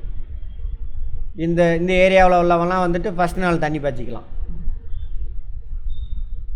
அடுத்தது இந்த ஏரியாவில் உள்ளவங்களாம் 2வது நாள், செவ்வாய்க்கிழமை அப்படின்னு வச்சு. இது திங்கக்கிழமை பாய்ச்சினா திரும்ப 1 வாரம் கழிச்சு தான் அங்கே தண்ணி கிடைக்கும். சரியா? அப்படி அதே மாதிரி 7 பங்காக பிரிச்சுக்குவான், அல்லது 3 பங்காக பிரிச்சுக்குவான். 3 பங்காக பிரித்தா 2 நாளைக்கு ஒரு தடவை தண்ணி கிடைக்கும். 7 பங்காக பிரித்தா 7 நாளைக்கு, வாரத்தில் 1 நாள் தண்ணி கிடைக்கும். அப்போ மட்டும்தான் இந்த பக்கம் தண்ணி வரும், அவன் பாய்ச்சிக்கலாம். இன்னும் இருக்குது அந்த சிஸ்டம் இதெல்லாம். அப்போவே இதெல்லாம் பண்ணி வச்சுருக்கான் பாருங்கள் அழகா. மதம் என்ன மதம்? சைவம், வைணவம், பௌத்தமும் சமணமும் இருந்திருக்காங்க. ஆனால் குறைஞ்சிட்டாங்க, பல்லவர் காலத்திலே குறைஞ்சிருவாங்க பாருங்கள். சைவத்தின் மீது முக்கிய பங்கு கொண்டவர்கள் சிவபெருமான் திருவிளையாடல்கள் சைவடியார்கள் நாயன்மார்களால் பாடல்களாக ஏற்றப்பட்டன. ஆமாவா? அப்பையிலேருந்து பல்லவர் காலத்தில் தொடங்கி இன்னும் தொடர்ந்து போயிட்டே இருக்கு. நம்பியாண்டார் நம்பியால் தொகுக்கப்பட்ட அவை திருமுறைகள் என அழைக்கப்பட்டன. அந்த சைவ 63 நாயன்மார்கள் இருக்காங்களா, அவங்க பாடின பாடலை தான் தொகுக்கிறார் யார்? நம்பியாண்டார் நம்பி. அவங்க பாடிட்டு போயிடுவாங்க, வாய்மொழி மூலமாக அங்கங்கே இருக்குது, அதெல்லாம் தொகுத்து ஒரே நூலாக கொண்டுட்டு வராங்க. அதுக்கு பேர் தானே இது திருமுறைகள். கேட்பாங்க, 63 நாயன்மார்கள் பாடின பாடல்கள் தொகுக்கப்பட்ட நூல் எவ்வாறு அழைக்கப்படுகிறது? எது? திருமுறைகள். தொகுத்தவர் யார்? நம்பியாண்டார் நம்பி. தொகுக்கப்பட்ட காலம் எது? சோழர்கள் காலம். 63 நாயன்மார்கள் இருந்த காலம் எது? பல்லவர்கள் காலம். தொகுக்கப்பட்ட காலம் இது. கோவில்கள் எந்த மதத்துக்கு முக்கியத்துவம் கொடுக்குறான்? சைவம். அது அந்த கல்லை மட்டும் கண்டால் கடவுள் கிடையாது வருதா? என்னது? யார் அது? அதில் ராஜா யார்? குலோத்துங்க சோழன். சுங்கம் தவிர்த்த சோழனை இந்த கருவம் தவிர்க்க சொல் அப்படின்னு சொல்லுவான். சுங்கம்னா என்ன அர்த்தம்? ஏற்றுமதி இறக்குமதி வரி. ஏற்றுமதி இறக்குமதிக்கு முக்கியத்துவம் கொடுத்துருப்பார் யார்? குலோத்துங்க சோழன். யாரோட பேரன்? ராஜேந்திர சோழனுடைய மகள் வழி பேரன், சாளுக்கிய மன்னன். பார்த்தோமா? கதையாக கேட்கணும், படிப்பாக படிக்காதீங்க. கோவில்கள், பிரம்மாண்டமான கோயில்கள் கட்டப்பட்டான். இருக்கா இன்னமும்? அவன் ஆட்சி செஞ்ச ஏரியாவில் எல்லாத்துலேயும். தமிழ்நாடு ஃபுல்லாக 3 பேருமே பல்லவர காலத்து கோயில் இருக்கும், பாண்டியர் கோயில் இருக்கும், சோழர்கள் கோயில் மாற்றி மாற்றி இருக்கும். சேரர்கள் கோயில் இருக்காது, ஏன்னா இடைக்கால இந்தியாவில் தான் கோயில் கட்டுற முறை. அதுக்கப்புறம் சேரர்கள் இல்லைங்க, அதெல்லாம் அவங்களை கல்வி விட்டோம். கேரளாவில் இருக்கும் கங்கை கொண்ட சோழபுரம் கோயில், தஞ்சாவூர் பெரிய கோயில், தாராசுரம் அறிவட்டேஸ்வரர் கோயில். இங்கே வடக்கில் சிற்பம் ஏகப்பட்டது, செப்பு சிலை. இன்னும் தஞ்சாவூர் போனீங்கன்னா செப்பு சிலையெல்லாம் அதிகமாக வடிச்சிட்டு இருப்பாங்க. செப்பு சிலையெல்லாம், ஓவியங்கள் எல்லாம் ஏகப்பட்டது இருக்குது.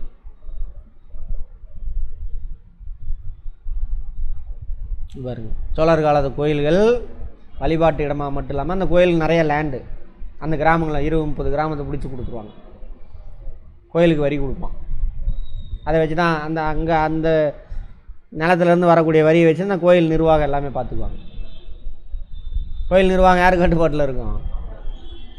புரியுதா? அவை கல்வியையும் பக்தி கலைகளின் வடிவங்களான நடனம், இசை, நாடகம் ஆகியவற்றையும் வளர்த்தன. கல்வி யாருக்கு மட்டும்தான் உண்டு? பிராமண ஆண்களுக்கு மட்டும். அவங்க வீட்டு குடும்பத்து பெண்களுக்கு கூட கிடையாது. வேத பாடசாலைம்பாங்க கல்வி நிறுவனம். இசை நடனம்லாம் யாரோட தொடர்புடையனா? கூத்தர்கள்லாம் இருப்பாங்க நாடகம் நடத்துகிறதுக்கு. நடனம் அதுக்கெல்லாம் பார்த்தீங்க அப்படின்னாக்கா தேவதாசிகள் நடனம் அதெல்லாம் அவங்க தான் வந்து இது பண்ணுவாங்க. தேவதாசின்னு ஒரு முறை. ஒரு குறிப்பிட்ட குலத்தை சேர்ந்த பெண்கள் 7-8 வயசுக்கு வரதுக்கு முன்னாடி கொண்டு போய் பொட்டு கட்டுறதுன்னு சொல்லுவாங்க. கொண்டு போய் அந்த கோயிலில் விட்டுருணும். அந்த ஏரியாவில் கோயில் இருக்குல்ல, அங்கே விட்டுருணும். அவங்க அங்கேயே உட்காந்து தொண்டு செய்யணும். யாருக்கு? தேவர்களுக்கு அப்படிம்பாங்க. தேவர்னா எங்கே போக போகுது? தேவருக்கு படைக்கிறதுலாம் எங்கே போகுதோ அங்கே தான் போகும். அவங்க தான் தேவதாசிகள். சரியா? ஆமாம். அது எப்போ வரைக்கும் இருந்துச்சு? பிரிட்டிஷ் இந்தியா வரைக்கும் இருந்துச்சு. பிரிட்டிஷ்காரன் பெரியரில் தான் யார் போராடுவாங்க? முத்துலட்சுமி ரெட்டி இவங்கெல்லாம் போராடி அவர் பெரியாரோட வழிகாட்டுதல் அதெல்லாம் நீக்கினாங்க. இப்போ வந்த கண்மணிகள் அது வேணும்னு கேட்குதுங்க, அந்த பிராமண வீட்டு பெண்கள். அதான் அறிவார்ந்த சமூகம் என்ன சொல்லுது? சரிம்மா நீ போயிருமா, அது புனிதம் தானே, நீ போயிருமா, பிள்ளை அனுப்பி விட்ரு அப்படிங்கிறாங்க.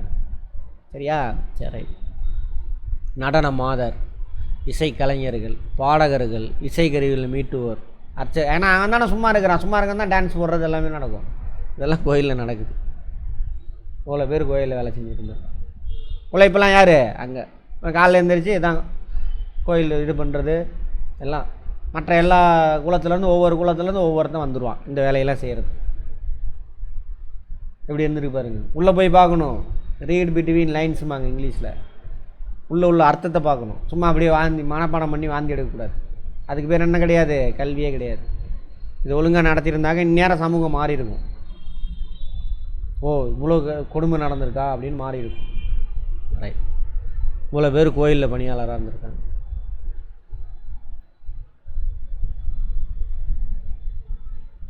சோழர்களின் கல்வி பணி. ஆமாம், கல்வி பணி யாருக்கு மட்டும்தான் கல்வி? ஆமாம், கல்வி பணிகளுக்கு பெருமாதல் நல்கினர். 1ஆம் ராஜேந்திரன் 8000 விழுப்புரம் மாவட்டத்தில் இருக்காமா என்னும் கிராமத்தில் வேத கல்லூரி ஒன்று நிறுவினார். அங்கே கல்வெட்டு இருக்குது, அதில் சொல்லியிருக்காங்க. யார் கொடுத்துருக்கா? 1ஆம் ராஜேந்திரன். யார் காலத்தை சேர்ந்ததுன்னு கேட்பாங்க. 8000 கல்வெட்டு யார் காலத்தை சேர்ந்தது, என்ன பண்ணார்னு அதில் சொல்லியிருக்கு. வேத கல்லூரி ஒன்றுங்க. வேதம் யார் மட்டும்தான் கற்றுக்க முடியும்? பிராமண ஆண்கள். பெண்கள் கூட கிடையாது. அவங்க வீட்டு பெண்கள் கூட கற்றுக்க முடியாது. அவங்களுக்கு தான் கல்வியெல்லாம். 14 ஆசிரியர்கள், 340 மாணவர். வேதங்கள், இலக்கணம், உபநிடம் அதெல்லாம் எல்லாம் வந்துருச்சு. வட இந்தியாவிலலாம் பூந்துருச்சு. அந்த செட்டப்பை தான் உங்களை நம்ப வச்சு இப்போ நம்ம அது வரைக்கும் வேதங்கள்லாம் நம்மளோட புனித நூல்னு வச்சு சொல்லிகிட்டு இருக்கானுங்க. எல்லாரும் முக்கியமாக நினைச்சரே அவருக்கு பின் வந்த ஆட்சியில் அவருடைய அப்பனி முன்னுதாரணமாக கொண்டு பின்பற்றுறாங்க. நம்ம போய் சொல்லுவான், அங்கே பாருங்கள் வேத பாடசாலை அந்த ராஜா அங்கே அந்த ஊரில் என்ன ஆயிரத்தில் சொன்னார்னு. அப்படியா? இந்த ஊரில் நீ இருக்கியா? அந்த அவன் ஊரில் ஒன்று ஓப்பன் பண்ணுறேன், போட்டி போட்டு ஓப்பன் பண்ணுறது. யாருக்கு மட்டும்தான் கல்வி கூடம்? பிராமண ஆண்களுக்கு மட்டும். தெளிவாக சொல்லணும். அதன் விளைவாக இன்றைய புதுச்சேரிக்கு அருகில் திருபுவனை என்னும் ஊரில், அப்புறம் செங்கல் திருமுக்கூடல், செங்கல் மாவட்டத்தில் இருக்கக்கூடிய ஊர், அங்கெல்லாம் 1048, 1067 ஆகிய ஆண்டுகள் இதே போன்ற கல்விகள் நிறுவப்பட்டன.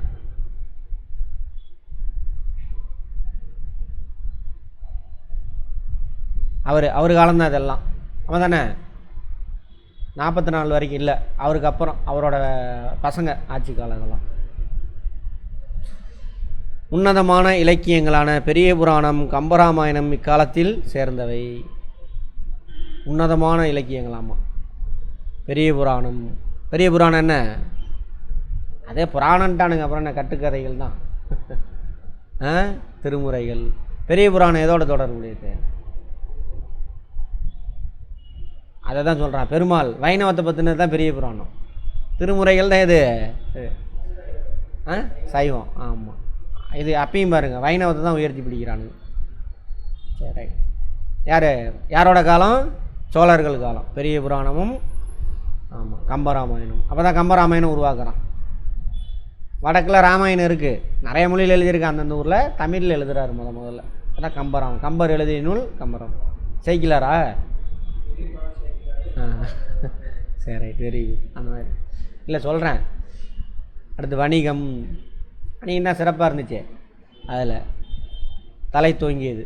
வியாபாரம் செய்கிறவங்கள 5 வர்ணத்தார், மணி கிராமத்தார் எனப்படும் வணிக குழு அமைப்புகளை சேர்ந்த வணிகர்கள். வணிக 2 குரூப் இருந்திருக்கு. அவங்கள கில்டுனாக்கா அமைப்பு, வணிகரெல்லாம் ஒன்று சேர்ந்து ஒரு சங்கத்தை வச்சுக்குவாங்க. அதில் 2 குரூப் இருக்குது. 5 வண்ணத்தார், மணி கிராமத்தார். யார் காலத்தில்? சோழர்கள் காலத்தில். 5 வண்ணத்தார் குழுவானது மேற்கு ஆசியர்கள், அரேபியர்கள், யூதர்கள், கிறிஸ்தவர்கள், இஸ்லாமியர் ஆகியோர் உள்ளடக்கியதாமா. வெளிநாட்டுக்காரெலாம் அங்கே வியாபாரம் பண்டைய காலத்திலே பார்த்துட்டோம்ல, பண்டைய தமிழகத்திலே இவங்கெல்லாம் சேர்ந்து யார்? மேற்கு அரேபியர்கள், ஆசியர்கள். மேற்கு ஆசியனா அரேபியா, இஸ்ரேலு, ஈராக்கு, இதெல்லாம் மேற்கு ஆசியர்கள். அரேபியர் இங்கே வந்துட்டானா தனியாக வந்துட்டான், ரைட். அப்போ அதுலேருந்து அரேபியரை தூக்கி இங்கே வந்துருக்காங்க. அப்புறம் இஸ்ரேலு, பாலஸ்தீனா, ஐரோப்பாவில் யூதர்கள், ஜூஸ் அப்படிம்பாங்களா, ஜூஸ் தானம்மா யூதர்கள். அப்புறம் கிறிஸ்தவர்கள் அங்கேருந்து வந்தாங்க, இஸ்லாமியர்கள் அரேபியாவில். இவங்க எல்லாம் சேர்ந்து உருவாக்கினது 5 வண்ணத்தார். 1 2 3 4 5 பேர் இருக்காங்க. அவர்கள் கடற்கடந்து வணிகம் செய்தோர் ஆவர். அவர்கள் மேற்கு கடற்கரையோர துறைமுக நகரங்களில் குடியிருந்தனர். மேற்கு கடற்கரைன்னா இது கேரளா. அப்படியே மேப்பை பிடிச்சிக்கிட்டா முடிஞ்சு போச்சு. அரேபியா இங்கே, இது வந்துட்டு மேற்கு ஆசியா, அப்புறம் ஐரோப்பா. ஐரோப்பா தான் யூதர்கள், கிறிஸ்தவர்கள் வாங்கலாம். இங்கே அரேபியர்கள், இங்கே மேற்கு. இங்கே 2லேயுமே என்ன இருக்கும்? இஸ்லாமாக தான் இருக்கும். அது 5 வண்ணத்தார். மணி கிராமத்தார் வணிக குழு அமைப்பை சேர்ந்த வணிகர்கள். உள்நாட்டு வணிகத்தில் தீவிரமாக, நம்ம ஊருக்காரனுங்க. காலப்போக்கில் அவ்விரு அமைப்புகளும் 500 திசை 1500 என்னும் பெயரில் ஒருங்கிணைந்தன. வணிகம் தானே 2 செய்கிறான், 2 குழு ஒன்றா சேர்ந்துருது. அவன் பொண்ணை இவன் கட்டிக்கிறான், இவன் பொண்ணை அவன் கட்டிக்கிறான், ஒரு மாதிரி மிக்ஸ் ஆகிடுச்சு. ஃபேமிலியாக ஒரு ரன் ஆகிடுறாங்க. அசோசியேஷனு ஒன்று சேர்ந்துருச்சு. அவங்க 2 கலந்து. அவை கர்நாடக மாநிலம் ஐகோலில் இருந்த தலைமை அமைப்பின் வழிகாட்டில் செயல்படும். ஐகோலை கல்வெட்டு பார்த்தோம்ல, அங்கே மாதிரி கர்நாடக மாநிலம். அங்கே தான் தலைமையாக இருந்திருக்கு. யார்? 500 வண்ணத்தார். சரி. இந்த 500 அமைப்பு தென்கிழக்காசிய நாடுகளை உள்ளடக்கிய கடல் கடந்த வணிக நடவடிக்கைகள் செயல்படுத்தியது. அவங்க ஃபஸ்ட்டு அந்த ஏரியா மட்டும்தான் வியாபாரம் செஞ்சுட்டு இருந்தாங்க. அங்கேருந்து இவன் உள்நாட்டு வியாபாரம் 2 மிக்ஸ் ஆகி ஐகோலையில் ஹெட் ஆஃபீஸ் வருது. இங்கேருந்து என்ன பண்ணுறான்? வாணிகத்தை பெருக்கிறான். இந்த வாணிகம் நடந்துக்கிட்டு இருக்கும். அதே நேரத்தில் தென்கிழக்கு ஆசியாவில் வாணிகத்தை பெருக்கிறான். சோழர் தான் தென்கிழக்கு ஆசியாலாம் கண்ட்ரோல் கொண்டு வரான். இவங்க சப்போர்ட்டில் தான் நடத்தலாம். ஏன்னா அவன் தான் முக்கியமான வரி கொடுப்பான். இப்போ மாதிரியே தான் பிரைம் மினிஸ்டர் யாருக்கு சப்போர்ட் பண்ணுவார்? கார்ப்பரேட் கம்பெனிக்கு. அதே கதை தான் இங்கே. தென்கிழக்கு ஆசிய நாடுகள் மேற்கொள்ளப்பட்ட கடல் கடந்த வணிகத்தின் மூலம் யானை தந்தங்கள், பவளம், சங்கு, ஒளி புகும் புகா கண்ணாடிகள். கண்ணாடியில் 2 வகை, ஒளி புகும் ஒன்று புகாது. ஃபிசிக்ஸில் படிச்சிருப்பான், பார்ப்போம். பாக்கு, ஏலம், வர்ணப்பட்டு நூல்களோடு நெய்யப்பட்ட பருத்தி இலை துணிகள் ஆகியவை இறக்குமதி செய்யணும். இதெல்லாம் தென்கிழக்கு ஆசிய நாடுகள்லேருந்து இதெல்லாம் இறக்குமதி பண்ணியிருக்காங்க. நம்ம ஊரில் யானை இருக்குல்ல சார், யானையெல்லாம் முடிச்சு கட்டியாச்சு. இப்போ அங்கே காடுகளில் நிறையா இருக்குது. இந்தோனேஷியா, ஜாவா, சுமத்ராலாம் யானை. நம்ம ஆசியாட்டிக் எலிஃபெண்ட் இருக்குது, ஆசிய யானைகள். அங்கேருந்து இதெல்லாம் இறக்குமதி பண்ணுறாங்க. அதுமாரி ஏற்றுமதி செய்யப்பட்டது சந்தனக்கட்டை, கருங்காலி கட்டை. கருங்காலி மாலை வந்துருச்சு. அப்போ அதெல்லாம் எனக்கு தெரிஞ்சு இல்லவே இல்லை. திடீர்னு கருங்காலி ஒன்றே ஒரு விளம்பரத்தை போட்டான், டிவியில் போட்டான், எல்லாம் வாங்கி 2000 3000 வாங்கி மாட்டிகிட்டு இருக்கிறானுங்க. அது 10 பைசாவுக்கு போகாது. அது பயங்கர ஸ்ட்ராங்கானது. அது அதெல்லாம் செய்கிறது பயன்படுத்துகிறாங்க. உலக்கையெல்லாம் இருக்குல்ல, அது கருங்காலி கட்டை. அதே தான். அது சேல் ஆகலைன்னு என்னன்னு தெரில. அப்போ போட்டு மந்திரம் சொல்லி சேல் பண்ணிட்டானுங்க. அதுவும் அந்த கோயிலில் வச்சு கொடுத்தானு பயங்கர பவர் ஆயிடுவீங்க. அதில் ஒருத்தர் 2 பேசிகிட்டு இருக்கானுங்க. ஆனால் அது எல்லாரெலாம் யூஸ் பண்ணக்கூடாதாங்கண்ணா. ஜோசியம் பார்த்து, ஜாதகம் பார்த்து அப்புறம் யூஸ் பண்ணால் தான் பவர். ஆமாம், சரியா? பவர்னு வாங்கி மாட்டிட்டு வீட்டிலே உட்காந்துக்க வேண்டியது தானே. சோறுலாம் வந்துடும்ல, ஜீபூமான வந்துடும். ஜாஸ்தி பவர். என்ன மாதிரி முட்டாளாக்கிட்டாங்க. சுவையூட்டும் பொருட்கள், விலையுறந்த ஆவண கற்கள், மிளகு, எண்ணெய், நெல், தானியங்கள், இதெல்லாம் ஏற்றுமதி. நோட் பண்ணிக்கோங்க. சோழர்கள் காலத்தில் இதெல்லாம் நம்ம ஊரில் கிடைக்கிறது. அந்த சந்தன மரம்லாம் இந்த கருங்காலிலாம் இருக்குல்ல, இதெல்லாம் வந்துட்டு மலையுதிர் காடுகளில் இருக்காது, இலையுதிர் காடுகள் தான் இருக்கும். ஷார்ட் ட்ரை ஏரியாவில் தான் இருக்கும். இதெல்லாம் மலைக்காடுகள் இருக்குல்ல, அங்கே இருக்காது. எவர் கிரீன் ஃபாரஸ்ட் கேரளாவில் கிடைக்காது சந்தனம், சரியா? தேக்கு அந்த மாதிரி தான் அங்கே இருக்கும் நம்ம ஊரில். அந்த மாதிரி இதெல்லாம் நம்ம ஊரில் இப்பயும் கிடைக்கிறது. இதோட இருக்கட்டும், சரியா? இடைக்கால இந்தியாவில் பாண்டியர்கள். இடைக்கால இந்தியாவில் எப்படி வருவாங்க? சோழர்களுக்கு முன்பு ஒரு பாண்டியர்கள், அப்புறம் சோழர்கள் வந்துட்டு அவங்க வீழ்ச்சி அடைஞ்சோன்னா மீண்டும் பாண்டியர்கள். அவங்கள்ட்ட இருந்து நாடு எங்கே போயிடும்? டெல்லி சுல்தான்கள்கிட்ட போயிடும். ரைட், அதோட இந்த பாண்டியர் இந்த கதையெல்லாம் முடிஞ்சு போச்சு.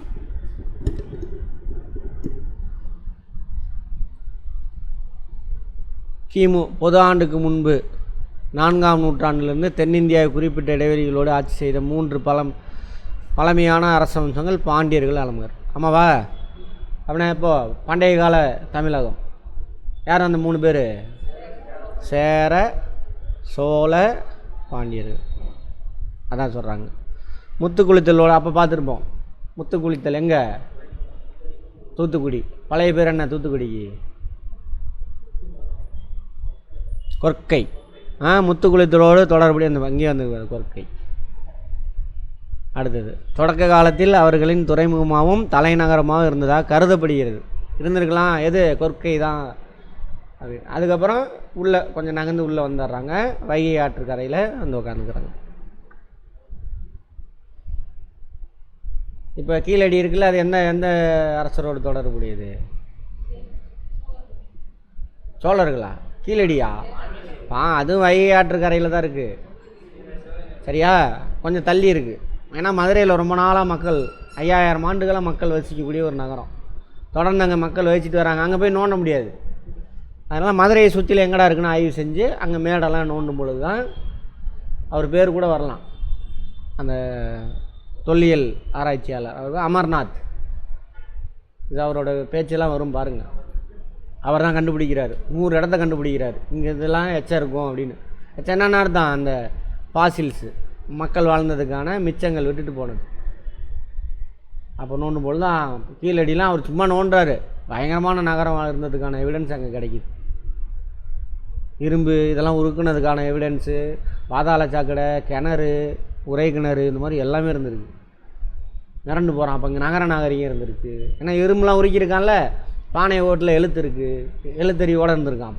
அப்போவே எப்போ வருஷம் அந்த அதோட காலம் கிமு. கீழடி பார்த்திங்கன்னா கிமு 600க்கு முன்னாடி கீழடி. அப்போ எவ்வளவு? இன்னையிலேருந்து 2600 வருஷத்துக்கு முன்னாடியே எழுத்தறிவோடு இருந்திருக்கான் பானையிலலாம் அப்படின்னு தெரிய வருது நம்ம. ஏன் பானையில் உள்ள எழுத்து முக்கியத்துவம்னா, பானை தயாரிக்கிற சாதாரண பாமரன் அவன் தான் என்ன பண்ண முடியும்? பானையில் எழுத முடியும். அப்போ பாமரனுக்கு எழுத படிக்க தெரிஞ்சிருக்கு. எழுத படிக்கிறேன்னா என்ன அர்த்தம்? வரி வடிவத்தில் ஒரு பொருள் குறிக்கிற மாதிரி எழுதியிருப்பாங்க. அதை படித்தா இதுதான் அர்த்தம்னு புரிஞ்சிக்க தெரியணும். அதான் எழுத படிக்க தெரிஞ்சது. சும்மா வாசிட்டு போகிறதில்ல. இந்தியன் எக்கானமி அவர் எக்கானமி வாசிக்கிறதில்ல. இந்தியானா என்ன, எக்கானமினா என்ன, இந்திய எக்கானமினா என்ன அப்படின்னு தெரியணும், அர்த்தம் புரியணும். சும்மா வாசிக்கிறது கிடையாது, சரியா? அவங்களுக்கு அப்போ இருந்திருக்கு. அப்போவே என்ன இருக்கான் நம்மால் அந்த மாதிரி இருந்திருக்கான் அப்படின்னு சொல்கிறாங்க. வேறு ஒன்றும் கிடையாது. அதுக்கப்புறம் அந்த பின்னாடி வந்து தான் என்ன பண்ணுறானுங்க, அமைக்கி எழுத்தறிவு இல்லாமல் ஆக்கிறாங்க. அங்கே இடைக்கால இந்தியாவில், முந்தைய இடைக்கால இந்தியாவில் அப்போ இருந்து தான் தொடங்குது. தமிழ் கல்வெட்டு மதுரையிலும் அதன் சுற்றுப்புறம் கண்டறியப்பட்டுள்ளது. அங்கேருந்து இது கொற்கையிலேருந்து மதுரைக்கு வந்திருக்காங்க. சங்ககால பணியில் கீழ் மதுரை நகர் மாபெரும் பண்பாட்டு மையமாக தெரிஞ்சாமல் அது ஒரு வேளை கீழடியாக இருக்கலான்னு சொல்கிறாங்க. போல் கீழடி இருக்குல்ல, அங்கே சங்ககால இலக்கியம்.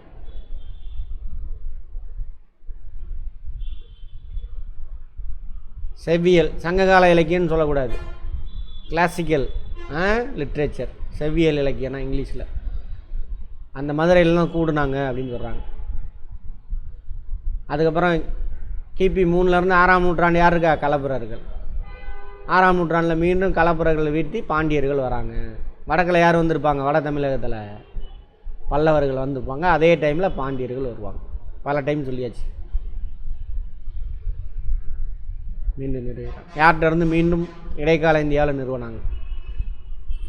ஆனால் 9ஆம் நூற்றாண்டு முதல் 13ஆம் நூற்றாண்டு வரை தென்னிந்தியாவை ஆண்டவர் எதிர்கொள்ளாங்க. அவங்க கட்டுப்பாட்டுக்கு போயிட்டான்னு அர்த்தம்.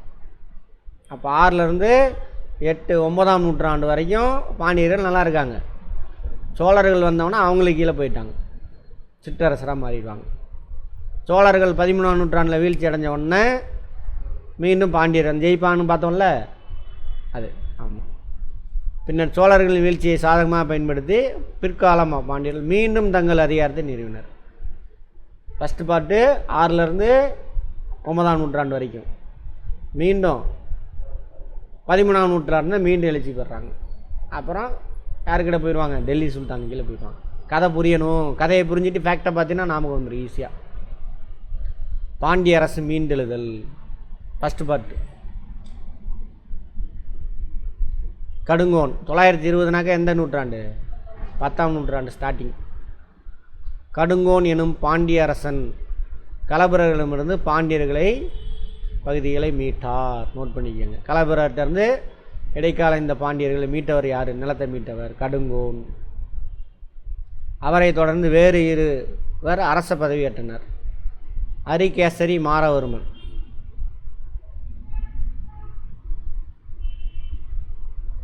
இவர் தான் அரிகேசர மாரவர்மன், வலிமை மிக்க முதல் பாண்டிய அரசர். நோட் பண்ணிக்கோங்க.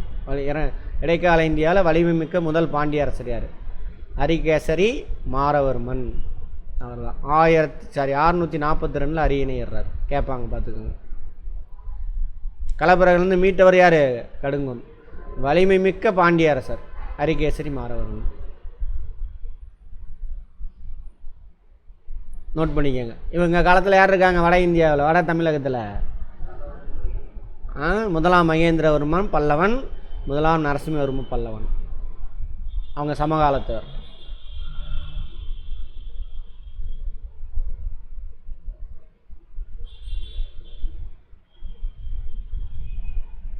யார்?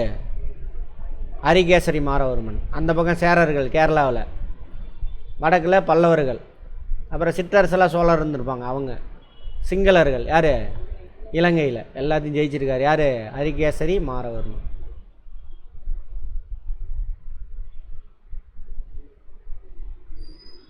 இந்த விஷயம் எதில் கிடைக்குது?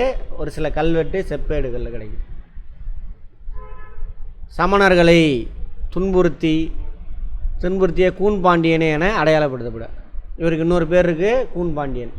இவர் சமணர்கள், சமண முனிவர்கள் அவங்களாம் துன்புறுத்திருக்காங்க. துன்புறுத்தினா என்ன அர்த்தம்? அந்த கழுவேற்றி கொள்ளுதல் பார்த்தோம்ல, அப்போ யார் உள்ளே பூந்துட்டாங்கன்னு அர்த்தம்? பல்லவர்களுக்கு பின்னாடி எப்படி வந்து பிடிச்சி சைவம் வைணவம்லாம் வந்துச்சு, அதேமாதிரி இங்கேயும் வந்துருச்சு வேத நாகரிகம். இங்கே உள்ளே பூந்துட்டான்னு அர்த்தம், சமஸ்கிருதம் உள்ளே பூந்துருச்சுன்னு அர்த்தம்.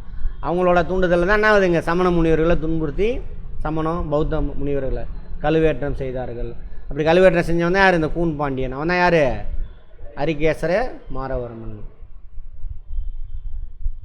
திருஞான சம்பந்தர் அரிகேசரியை சமண மதத்திலிருந்து சைவத்துக்கு மாற்றார். நோட் பண்ணிக்கங்க, சைவத்துக்கு. அதேமாதிரி அங்கேயும் பல்லவ மன்னனா சைவத்துக்கு தான் மாறியிருப்பாங்க. எதுலேருந்து? சமணத்துலேருந்து இது மாறியிருப்பாங்க. அப்போ பௌத்தத்தோட சமணம் தான் அதிகமான பேர் இருந்திருக்காங்க. இந்த மதம் மாறிய பின்னர் அரிகேசரி சுமார் 8000 சமணர்களை கழுவேற்றி கொள்ளுதல் பற்றி சொன்னால, அது இங்கிலீஷில் கழுவேற்றம் தான். சமணர்கள், சமண துறவி ஒரு கிராமத்தில் ஒருத்தனோ 2 பேரோ ஏதோ ஒரு குகையில் இருப்பான். அப்போ 8000 பேர் இருந்திருக்கான் தமிழ்நாட்டில். அத்தனை பேரை கொண்டிருக்கானா பார்த்துக்கோங்க. 1-2 பேர் சாமியார் இருப்பான், அவ்வளோதான். இருந்தாலும் எண்ணிக்கையை மிகைப்படுத்தியிருக்கலான்றாங்க. சைவத்திற்கு மாறி எப்படின்னா அரிகேசரி சமண எதிர்ப்பு போக்கு சந்தேகத்துக்கு இல்லமில்லாது. ஆமாம், பண்ணியிருக்காரு. சமண மதத்துலேருந்து மாறிட்டாங்க. முன்னோரெலாம் சமண மதம். அதேமாதிரி அந்த கலபரர்கள் கூட சமண பௌத்த மதத்தை சார்ந்தவங்களாக தான் இருப்பாங்க அப்படின்னு சொல்கிறாங்க, பின்பற்றினவங்களா. அப்புறம் தான் அவங்க மாறுறாங்க. அரிகேசரிக்கு பின்னர் பாண்டியர் அரச வம்சத்தின் மகஸ்தான மன்னனான அது ஜடில பராந்தக ஜாதானது ஜடில பராந்தக நெடுஞ்செழியன் 1ஆம் வரகுணன். அவருக்கு இன்னொரு பேர். யாருக்கு பின்னாடி? அரிகேசரிக்கு பின்னாடி சிறந்தவர், மகத்தான மன்னன். அவரே வேள்விக்குடி செப்பேடுகளில் கொடையாளி ஆவார். வேள்விக்குடி, வேள்வினா அர்த்தம் யாகம் நடத்துறது முடிஞ்சு போச்சு. வேள்விக்குடி செப்படி ஏதோ யாகம் நடத்தியிருக்கான், நடத்திட்டு நிறையா கொடை கொடுத்துருக்கான். யாரை கொடுத்துருப்பான்? பிராமணர்களுக்கு. அதனால தான் ஒரு சிறந்த மன்னர் இருந்தாங்க. ஹரிகேசரி சிறந்த மன்னர் அதனால தான். ஏன்? சாமணருக்கு கழுவேற்றி இவங்களுக்கு முக்கியத்துவம் கொடுத்தது. நெடுஞ்சடையன் இவர் தான் ஐடியில் பராந்தக நெடுஞ்சடையன்.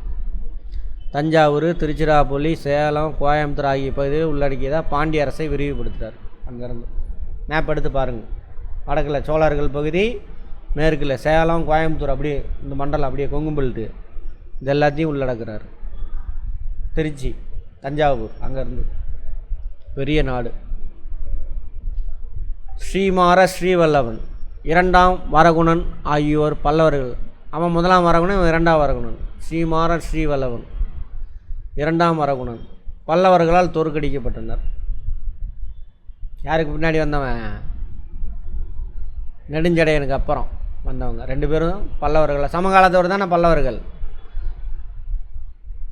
அடுத்தது அதுக்கு பின்னாடி முதலாம் பராந்தகன். யார்? சோழர்கள். முதலாம் பராந்தக சோழன். அவங்க எழுச்சி பெறாங்க. சோழ மரபை உருவாக்குனது வந்துட்டு வேற. அவன் பேர் என்ன? விஜயாலய சோழன். இவன் காலத்தில் முதலாம் பராந்தகத்தை எழுச்சி பெறுது. அப்படின்னா என்ன அர்த்தம்? பக்கத்தில் உள்ள சிற்றரசர்லாம் அவன் கட்டுப்பாட்டு கொண்டுட்டு வரான். அப்போ பாண்டியர்கள் தோற்று போகிறாங்க. இந்த காலகட்டத்தில் இந்த வெஞ்சன்ஸ் வச்சுக்கிட்டு தான் பாண்டியர்கள் வந்துட்டு சோழர்களை கொன்னாங்கன்னு சொல்லிட்டு அந்த என்ன படம் பொன்னியின் செல்வன்லாம் கட்டுக்கதை. அப்படி கிடையாது. அந்த பாண்டிய வம்சத்தை கொல்றதுக்கு ட்ரை பண்ணது இவங்க அப்பா காலம் ராஜராஜ சோழனுடைய அப்பம் போடுறது அந்த கதை தானே அது. அது போட்டு தள்ளினது யாருன்னா பிராமணர்கள். அந்த கதையை மாற்றி எழுதி வச்சுருப்பாங்க. பாண்டியர்கள் தான் அவனை போட்டு தள்ளுறான் அப்படின்னு சதி பண்ணி போட்டு தள்ளணும். பிராமணர்கள் ஏதோ சதி பண்ணியிருப்பாங்க. அதுக்கப்புறம் பிராமணர்கள் கொலை பண்ணால் என்ன பண்ணக்கூடாது? அவனுக்கு தலையை வெட்டக்கூடாது. ராஜாவே கொண்டிருக்கான் அப்படின்னா பார்த்துக்கங்க, தந்திரம் பண்ணி. ஸோ அவனுக்கு பொண்ணு பொருள்லாம் கொடுத்து நாடு கடத்திடுவாங்க. இங்கேருந்து அவங்க சேர நாட்டுக்கு போயிடுவாங்க. அங்கே போய் சேர நாட்டை பிரிச்சுடுவாங்க. தனியாக பிரித்து இங்கிலீஷ்காரன் வரைக்கும் அந்த சேர நாட்டில் அந்த ஜாதி கொடுமை அங்கே நடந்த எல்லா கொடுமையும் காரணம் அவங்க தான். அது ஏகப்பட்ட அறவாடு முறை அதுன்னு ஏகப்பட்டது சொல்கிறானுங்க. அதெல்லாம் பார்த்தா தலை சுற்றுது. அப்பா சரியா? பெண்கள் மார்புக்கு வரி செலுத்தணும். அப்புறம் அந்த குரூப் வந்துட்டு கல்யாணமே பண்ணிக்க மாட்டான். யார் வீட்டை போய் யார் எந்த பெண்ணை பிடிக்குதோ அவங்க வீட்டுக்கு போய் படுத்துக்குவான். அவன் உள்ளே இருந்தாக்கா அவன் வீட்டுக்காரன் கூட உள்ளே போகக்கூடாது. ராஜா வீட்டு ராணிக்கும் அதே கதை தான். அந்த குடும்பம்லாம் அங்கே இருந்திருக்கு கேரளாவில். இந்த குரூப்பு தான் அப்படின்னு வரலாற்று ஆராய்ச்சியாளர்கள் சொல்கிறாங்க. அதெல்லாம் படிக்கணும். முதலாம் பராந்தகனிடம் தோல்வியடைந்த சோழன் பாண்டிய அரசன் இரண்டாம் ராஜசிம்மன் 920 நாட்டை விட்டு வெளியேறினார். உடனேலாம் நடக்காது. சோழர் அங்கே தஞ்சாவூரை கைப்பற்றிருப்பான். அப்புறம் அடுத்தடுத்த ராஜா நாட்டை பெருசு பக்கத்து சிற்றரசெல்லாம் ஜெயிச்சிட்டே வருவான். பாண்டிய நாட்டுக்கே பூந்துட்டான். யார்? முதலாம் பராந்தகன். அங்கே யாரை போட்டு தள்ளுறா? இரண்டாம் ராஜசிம்மன் பாண்டியன். அவனை தோக்கடித்து நாட்டை விட்டு துரத்துறான். அதான் 920 வரை, 6ஆம் நூற்றாண்டு முதல் 920 வரை. 6ஆம் நூற்றாண்டு கலபரர்கள்ட்டேருந்து ஆட்சியை கைப்பற்றாங்க. கைப்பற்றின அரசர் யாருன்னு பார்த்துக்கோங்க. யார் சிறந்த அரசன்? 1வது. 2வது சிறந்த அரசன் யார்? கடைசி அரசன் யார்? யார்? ராஜசிம்மன். அவன் யார்கிட்ட தோக்குறான்? எந்த ஆண்டு? அவ்வாறு கடுங்கோனால் மீள் எழுச்சி பெற்ற பாண்டியர் ஆட்சி முடிவுற்றது. கடுங்கோன் பல்லவர்கிட்ட எடுத்தாங்கல்ல, கடுங்கோன் தானே எடுப்பான். பிற்கால பாண்டியன் அழுத்தது. நடுவில் ஒரு கேப்பு 920 1190 வரைக்கும். எத்தனை வருஷம்? ஒரு 200 வருஷம் வச்சுக்கணும். அந்த காலகட்டத்தில் மீண்டும் சிற்றரசராகவே இருப்பான். அப்போ கொஞ்சம் பவர்ஃபுல்லாக வந்துட்டு கொஞ்சம் கொஞ்சமாக நாட்டை பிடிப்பான். அங்கே சோழர்கள் வீழ்ச்சி அடைஞ்சிட்டே வருவாங்க. ஸோ சோழர்களையும் இவன் கட்டுக்காட்டு கொண்டு வந்துடுவான். அதான் போட்டு அதிராஜேந்திரனின் விஜயாலயன். யார் விஜயாலயன்? பிற்கால சோழர்களோட ஃபஸ்ட்டு சரியா? விஜயாலயன் வழிவந்த கடைசி அரசர் அதிராஜேந்திரன் மறைவுக்கு பின்னர் பாண்டிய நாட்டில் சோழ மண்டலாதிபதிகளின் ஆட்சி பலவீனம் அடைஞ்சது. மண்டலம் பிரிப்பாங்களா? சோழ நாட்டை மண்டலமாக பிரிச்சிருப்பாங்க. அது மாதிரி பாண்டிய நாட்டை ஒரு மண்டலமாக பிரித்து அங்கே அந்த மண்டலத்துக்கு ஒரு அதிபதியை போடுறாங்க, கவர்னர். அதான் மண்டலாதிபதி. அதான் பாண்டிய நாட்டில் சோழ மண்டலாதிபதியின் பவர் குறையுதுன்றான். அப்படின்னா என்ன அர்த்தம்? உள்நாட்டு பாண்டியர்கள் எழுச்சி பெறாங்க, சோழ மன்னன் நியமித்த அந்த ஆளுநர் மண்டலாதிபதி பவர் குறையுது. யார் இறந்ததுக்கப்புறம்? அதிராஜேந்திரன். பார்த்துருப்பா, அதிராஜேந்திரன் பார்த்தோம் தானே? ஆமாம். அதன் விளைவாக 13ஆம் நூற்றாண்டில் பாண்டியர் மட்டுமே எழுச்சி பெற்ற தமிழ் அரச வம்சமாக விளங்கினர். 13ஆம் நூற்றாண்டு. அதி வீரபாண்டியனுக்கு அப்புறம் யார் வருவான்னு பார்த்தோம்? அங்கே அதி ராஜேந்திரனுக்கு அப்புறம் குலோத்துங்க சோழன் வந்துடுவான். அதி ராஜேந்திரனுக்கு அப்புறம் குலோத்துங்க சோழன். அவன் அப்பயே எழுச்சி பெற ஆரம்பிச்சிடறான். மண்டலாதிபதி பாண்டிய நாட்டில் வீக் ஆகிட்டு பாண்டியர்கள் எழுச்சி பெற ஆரம்பிக்கிறாங்க. ஸோ அதோட விளைவு எங்கே வருது? 13ஆம் நூற்றாண்டில் பாண்டியர் மட்டும்தான் இருக்கான், சோழர்கள்லாம் இல்லை அப்படின்றாங்க. மதுரை அவர்களின் தலைநகராக தொடர்ந்தது. அவ்வமயம் அப்படின்னா அந்த சமயம்னு அர்த்தம். காயல் அவர்களின் முக்கிய துறைமுகம் ஆயிற்று. அப்போ இடைக்கால இந்தியாவில் 2வது பாட்டில் காயல் முக்கியமான துறைமுகம் பார்த்துருப்போம். அதில் மதுரையிலேருந்து அப்படியே வைகையாறு போய் சேர்ற இடம் வங்கக்கடலில், அந்த இடத்துல காயல் இவங்களுடைய துறைமுகம். கொர்க்கை முக்கியமான துறைமுகம் இருந்துச்சுல ஃபஸ்ட்டு, இப்போ காயல். அதான் சொல்கிறேன்.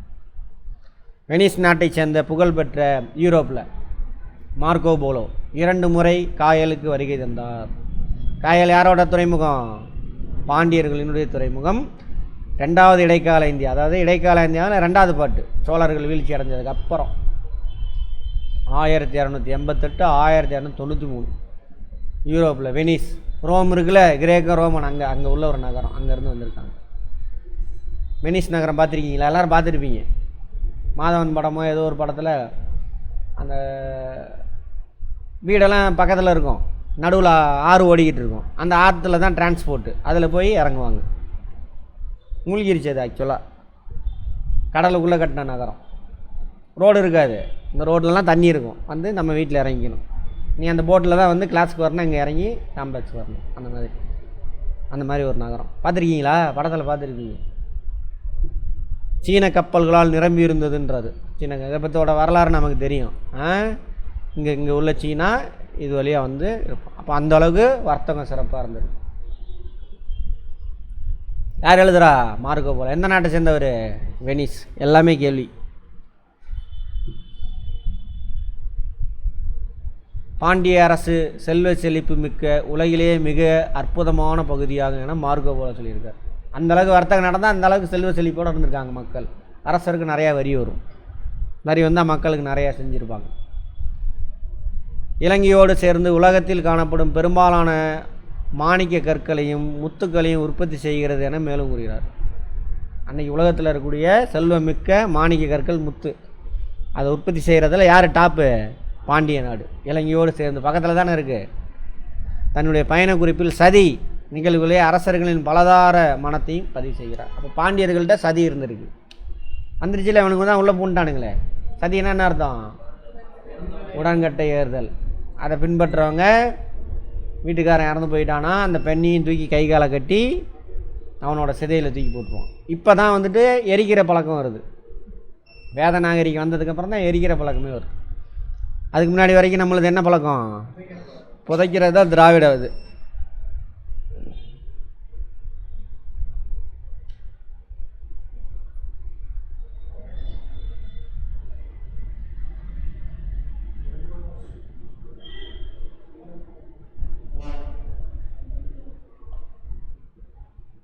வரலாறு முக்கியம் அமைச்சரே. இன்னும் நிறையா குடும்பம் என்ன பண்ணுவாங்க? புதைக்கிற பழக்கம் தான் இருக்கும். எரிக்கிற பழக்கமே, எரிக்கிறது அது எல்லாமே இவங்கள்ட்ட இருந்து தான் வரும்.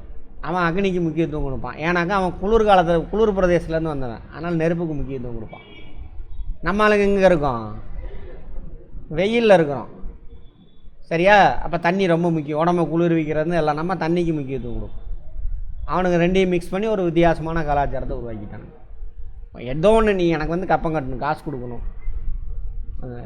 தன்னுடைய பயண குறிப்பில் சொல்லியிருக்கார். சதி வந்திருக்கு. பலதார மனம், ஆண்கள் நிறையா திருமணம் செஞ்சுக்குவாங்க அந்த மாதிரி. பட் சங்ககால இலக்கியம் எப்படி இருக்குது? பலதார மனத்தை பற்றி சொல்லலை. அங்கே வந்து காதலன் காதலி 2 பேர் விரும்புவாங்க, காதலை தான் டிசைட் பண்ணுவா யார் என் வீட்டுக்காரன் அப்படின்னு சொல்லிட்டு. அதெல்லாம் லவ் பண்ணி கல்யாணம் பண்ணிக்கிட்டாங்க. குடும்பத்தை உருவாக்குறது அப்படி தான். ஓகேவா? ரைட். அப்போ இங்கே தான் வருது இந்த கதையெல்லாம். அப்போ பெண்ணடிமை எல்லாமே உள்ளே பூந்துருச்சு. பல்லவர் காலத்துலேருந்து உள்ளே பூந்துடும். எப்போ வேதநாகரிகம் உள்ளே பூந்துச்சோ அங்கே வடக்கில் இருந்த எல்லா கெட்ட விஷயமும் உள்ளே பூந்துருச்சு. பெண்ணடிமை, ஜாதி கொடுமை எல்லாமே. இப்போ இவனுங்க சொல்கிற கட்டுக்கதையெல்லாம் நம்பாதீங்க. டிவியில் சொல்கிறானுங்கள, இதுதான் உண்மையான அறிவு. அதான் சொல்கிறாரு பெரியார். என்ன சொல்கிறாரு? உன் அறிவு இருக்குது, அதை யோசி. சாஸ்திரம் சொல்லுது, அந்த அப்பா சொல்கிறான், சம்பிரதாயம் சொல்லுதுன்னு பார்க்காத. உன் அறிவு, அதை வச்சு யோசி. நல்ல அறிவை புகுத்திக்கணும். இதுதான் நல்ல அறிவு. சடையவர்மன் சுந்தரபாண்டியன் 2ஆம் பாண்டிய பேரரசின் புகழ்பெற்ற அரசன். 2ஆம் பாண்டிய பேரரசன் என்ன அர்த்தம்? இடைக்கால இந்தியாவில் 2வது பாட்டு சோழர்களுக்கு அப்போ இருந்தாங்க. அதுக்கு பேர் சடையவர்மனுக்கு என்ன பேர்? ஜடாவர்மன். சடை, ஜடானா முடி. வடமொழியை செதுக்கிட்டானுங்க. ஜடா, ஜா. ஒட்டுமொத்த தமிழர் தனது கட்டுப்பாட்டினுள் கொண்டு வந்த அவருடைய காலம் 13ஆம் நூற்றாண்டு. இப்போல்லாம் வந்துட்டான். வடக்கில் யார் வந்துட்டாங்க? டெல்லி சுல்தானுங்கள். 1206க்கு அப்புறம் என்ன ஆயிடுச்சு? டெல்லி சுல்தான் வந்திருப்பான். அடிமை வம்சம் ஆட்சி செஞ்சுக்கிட்டு இருக்கோம். அதோட கம்பேர் பண்ணிட்டு வாங்க. ஆந்திரமாலை நெல்லூர் வரைக்கும் பரவி இருக்குது.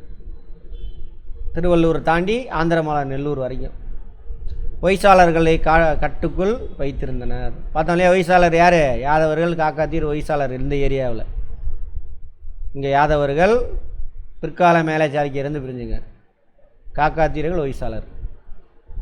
பக்கத்து நாடில் அவன் இங்கே எப்படி பக்கத்து நாடை பிடிக்க வருவான். அப்போ இவன் அவனை கண்ட்ரோலில் வச்சுருக்கான். யார்? பாண்டியன். அப்போ ஒட்டுமொத்த தமிழகமும் அவன் கண்ட்ரோலில் இருந்திருக்கு. யார்?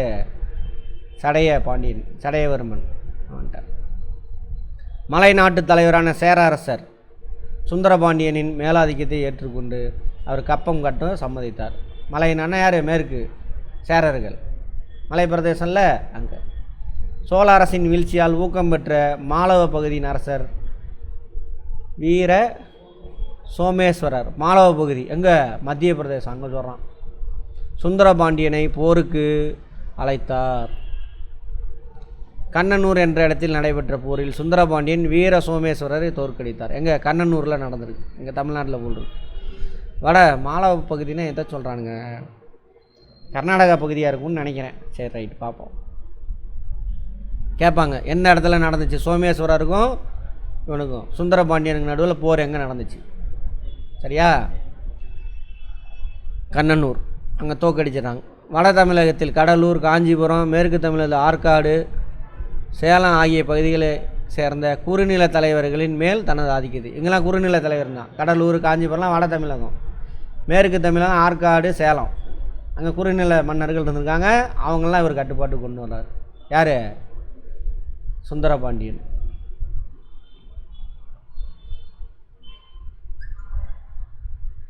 கூட்டு அரசர்கள் இருந்திருக்காங்க 2 பேர் சுந்தரபாண்டியன் காலத்தில். இவங்க 3 பேர் சேர்ந்து ஆட்சி நடத்தியிருக்காங்க. விக்ரமபாண்டியன், வீரபாண்டியன். சுந்தரபாண்டியன் இறந்துட்டார். இறந்ததுக்கப்புறம் இவங்க 2 பேரும் யார் நான் ராஜாவை நீ ராஜாவான்னு சண்டை பிரச்சனை அவங்களுக்குள்ள. உள்நாட்டு கலவரம், போர். அப்போ தான் யார் வரா? டெல்லி சுல்தான்களுடைய படை தளபதி ஒருத்தர் வருவார். அவர் யார்? அந்த டெல்லி சுல்தான் என்னன்னு நாளைக்கு பார்ப்போம். மாலிக் கபூர். படைத்தளபதி அவர், சுல்தான் கிடையாது. அவர் படைத்தளபதி மாலிக் கபூர். அந்த யாதவர்கள், காக்காத்தியர், ஒய்சாளர் இருக்கா இல்லையா, இவங்கெல்லாம் ஜெயிச்சுட்டா அல்லது அவன் கட்டுப்பாட்டு கொண்டு வந்துட்டு வருவான். அப்போ இதில் 2 பேர்த்தில் ஒருத்தன் போய் அவனை கூப்பிடுவான். வாங்க எனக்கு ஜெயிச்சு கொடுங்க, நான் உங்களுக்கு கீழ்பட்டு இருக்கிறேன் அப்படின்ட்டு. வந்து அதேமாரி அவன் ஜெயிச்சு கொடுத்துட்டு போவான். அதிலிருந்து டெல்லி சுல்தான்கள் கட்டுப்பாட்டுக்கு போயிடும். பாண்டியர் தான் அங்கே ஆட்சியில் இருப்பான். அதுக்கப்புறம் டெல்லி சுல்தானில் ஆட்சி மாற்றம் நடக்கும். துக்ளக் வம்சம் வரும் டெல்லியில். அவன் என்ன பண்ணுவான்? இவன் ஜெயிச்சு கொடுத்துட்டு வந்தான்ல, இங்கே நீ தான் கப்பம் கட்டிட்டுறான்மா, நீலாம் பாண்டிய வம்சம்லாம் யாரும் இருக்க வேணாம், இங்கே நாங்களே ஆளுநர் போட்டுக்கிறோம் போடானா அவனை ஆட்சியை விட்டு தூக்கிட்டு துக்ளக் வம்சம் டெல்லி சுல்தானில் அவனே டைரக்ட் கண்ட்ரோலில் வந்துடும். சுல்தான் ஆட்சி வந்துடும். அதோட முடிஞ்சு போச்சு பாண்டியர் கதை. சரியா? ரைட். சுந்தரபாண்டியனுக்கு பின்னர் மாரவர்மன் குலசேகரன் வெற்றிகரமாக 40 ஆண்டுகள் ஆட்சி புரிந்து நாட்டிற்கு அமைதியும் செழிப்பையும் நல்கினார். மாரவர்ம குலசேகரனா? சரி, ரைட், பார்ப்போம் அதெல்லாம். அவருக்கு வீரபாண்டியன், சுந்தரபாண்டியன் 2 மகள். இங்கே தான் பிரச்சனை. இதை பின்னாடி சொல்லியிருக்கணும். சுந்தரபாண்டியனுக்கு முன்னாடி குலசேகர பாண்டியன், மாரவர்ம குலசேகரன் ஆட்சி செய்கிறாரு. அவர் பசங்க தான் யார்? வீரபாண்டியன், சுந்தரபாண்டியன். அரசர் வீரபாண்டியனை கூட்டு அரசராக நியமித்தார். அதனால் தந்தை வீது கூட்டு அரசராக யார் என்ன நியமிக்கிறார்? வீரபாண்டியன் நியமிக்கிறார். யார்? குலசேகரன், மாரவர்மன் குலசேகரன். அப்போ அவனுக்கு அப்புறம் வீரபாண்டியர் தான் ஆட்சிக்கு வருவான். அப்போ என்ன ஆகுது? சுந்தரபாண்டியனுக்கு கோபம் வருது. இவன் ராஜாவாயிட்டான் வீரபாண்டியன். அப்பா போடுதல் தான் மாரவர்மனை சுந்தரபாண்டியன். உள்நாட்டு போரில் வீரபாண்டியன் வெற்றி பெற்று தன்னை வலுவாக நிறுத்தி கொண்டார். சுந்தரபாண்டியன் அப்பா போட்டு தள்ளிடுறான். மீண்டும் சுந்தரபாண்டியனை அடக்கிட்டு வீரபாண்டியன் ஆட்சியில் உட்காரான். அப்போ தான் தோல்வி விட்டுறோம் தான் எங்கே போவான்? இன்னொருத்தனோட உதவியை கேட்பான். அப்போ வீரபாண்டியனை வீழ்த்துறதுக்காக சுந்தரபாண்டியன் என்ன பண்ணுறான்? டெல்லி சுல்தானை கேட்குறான்.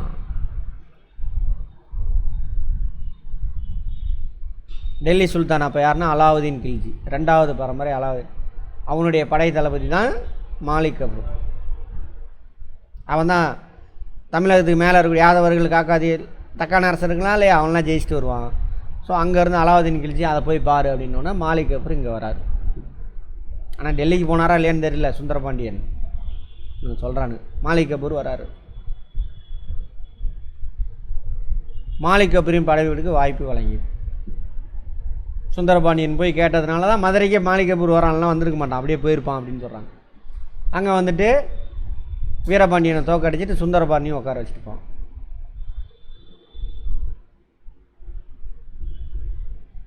முஸ்லீம் அரசு உருவாக்கப்படுது. யாருக்கு ஆதரவா? சுந்தரபாண்டியனுக்கு ஆதரவு. சுந்தரபாண்டியனை உட்கார வைக்கிறான். இவன் யார் கட்டுப்பாட்டுக்கு போயிடுறான்? மதுரை முதல்ல வட இந்திய அரசருக்கு கட்டுப்பாடு. யாரோட காலத்தில்? அலாவுதீன் கில்ஜி காலத்தில். ஆட்சி அமைப்பும் சமூகமும் அரசாங்கம் அதே கதை தான்.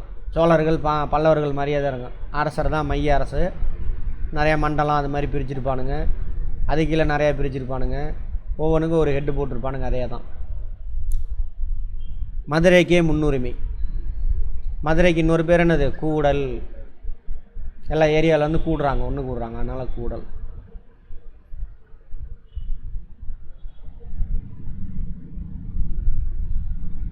பட்ட பேர்னு வச்சுக்கோங்க. கூடல் கோன். கோனா ராஜான்னு அர்த்தம். கூடல் கோன் மதுரை ராஜான்னு அர்த்தம். கூடல் காவலன், மதுரையை காக்கிறவன். நாட்டை காக்கிறவன் யார்? ராஜா. அந்த மாதிரி இராணுவ ரீதியாக அண்டை நாடுகளை காட்டி பாண்டியர்கள் ஆதிக்கம் ஓங்கி இருந்தது. சிற்றரசராக அவன் கட்டுப்பாட்டில் இருந்தான். குதிரைப்படை, அது காரணம் குதிரைப்படை தான். ஏன்னா கிரேக்கம், ரோமானியம் அங்கெல்லாம் இருந்து என்னாச்சு? குதிரையை இறக்குமதி செஞ்சாங்க. காயல் துறைமுகம், கொற்கை, அப்புறம் காயலில். அதனால்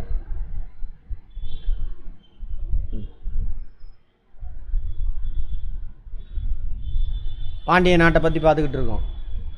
மனு சாஸ்திரத்தின்படி தான் ஆட்சி செய்ததாக. மனு சாஸ்திரம் வடக்குலேருந்து வந்துருச்சு. அதனால தான் சதி முறை வந்துச்சு, ஜாதி கட்டுப்பாடு எல்லாமே. கோட்பாடு தான் நமது சமூகத்தில் ஏற்றத்தாழ்வை நியாயப்படுத்து. மனு சாஸ்திரம். மங்களம் அல்லது சதுர்வேதி மங்கலம் எனும் பிராமண குடியிருப்புகளை உருவாக்குனார். ராஜா உருவாக்குவார், அல்லது உள்நாட்டு தலைவர் அவர் உருவாக்கி கொடுத்துருவாங்க பிராமணர்களுக்கு. லேண்டெல்லாம் பார்த்தால, சோழர்களை பார்த்தாலும் அதே கதை. சதுர்வேதி மங்கலம். அங்கே ஒரு வேறு பேர் இருக்கு, என்னது? பிரம்மதேயம் அப்படிம்பாங்க. இங்கே சதுர்வேதி மங்கலம். மங்கலம்னு பேர் வச்சு பிராமணனுக்கு ஒதுக்கப்பட்ட இடம். அந்த மக்கள் அதே கதை செட்டப் வந்துடும். லேண்டெல்லாம் பிடிங்கி அவன்கிட்ட கொடுத்துருவான். நீ வேலை செஞ்சு அவனுக்கு வரி கட்டணும். அதே கதை அப்படியே. இப்போ நீர்ப்பாசன வசதிகளோடு உருவாக்கப்பட்டிருந்தேன். ஏன்னா எங்கே வசதி இருக்கோ அங்கே தான் ஒரு கோயிலை கட்டிக்குவான். அங்கே தானே எல்லாமே வரி வரும் நிறையா, அங்கெல்லாம் இருக்கும். அதனால தான் பாருங்கள், தஞ்சாவூர், திருச்சியை தாண்டி போனீங்கன்னா ஏகப்பட்ட கோயில் இருக்கும். இப்படி தான். எதுக்கு? நோவாமல் நோமி கும்பிட்றதுக்கு. புரிஞ்சுதா? அடுத்து நிலத்தின் உண்மையான உடைமையாளர்கள் பூமி புத்திரர்கள். பாண்டிய நாட்டில் வேளாளர், அந்த பழைய பேர் சோழர்கள் காலத்தையும் வேளாளர்னாங்க. இங்கே பூமி புத்திரன்னு எக்ஸ்ட்ரா பாரு. நாட்டு மக்கள் அதே பகுதியில் உள்ள மக்கள் தான். பிராமணர் தான் குடியேறினவன், இவன் நாட்டு மக்கள் அப்படின்ட்டாங்க. இச்சமூக மக்கள் ஒன்றிணைந்த மன்றம் சித்திரமேலி பெரிய நாட்டார் என அழைக்கப்படுவார். பாண்டிய நாட்டில் சித்திரமேலி பெரிய நாட்டார் அந்த பகுதியிலே வாழ்ந்த பழமையான மக்கள், அதான் நாட்டுப்புற மக்கள். அவங்க சேர்ந்து ஒரு மன்றம் வச்சுருக்காங்க பிரச்சனையெல்லாம் தீர்த்துக்கிறது. அதுக்கு பேர் என்னது? சித்திரமேலி பெரிய நாட்டார். அரசு அதிகாரிகள், ராஜா இருப்பார், அவருடைய ஆணைகள்லாம் எல்லோரும் ஃபாலோ பண்ணுறாங்களா செயல்படுத்துகிறாங்களான்னு பார்க்குறதுக்கு ஒரு குழு இருக்குது, அதுதான் அதிகாரிகள். பிரதம மந்திரிக்கு பேர் என்னது? உத்தர மந்திரி. உத்தரனா உயரமான இடத்துல, முதன்மையான மந்திரி. மாணிக்க வாசகர், குலச்சிறையார், மாறன்காரி இவங்கெல்லாம் பாண்டியர்கள்ட்ட அமைச்சர்களாக இருந்திருக்காங்க.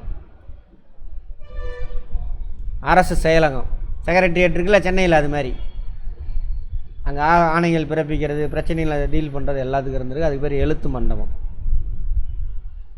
மாறன் எயினன் முக்கியமான அதிகாரிகள் பேர்.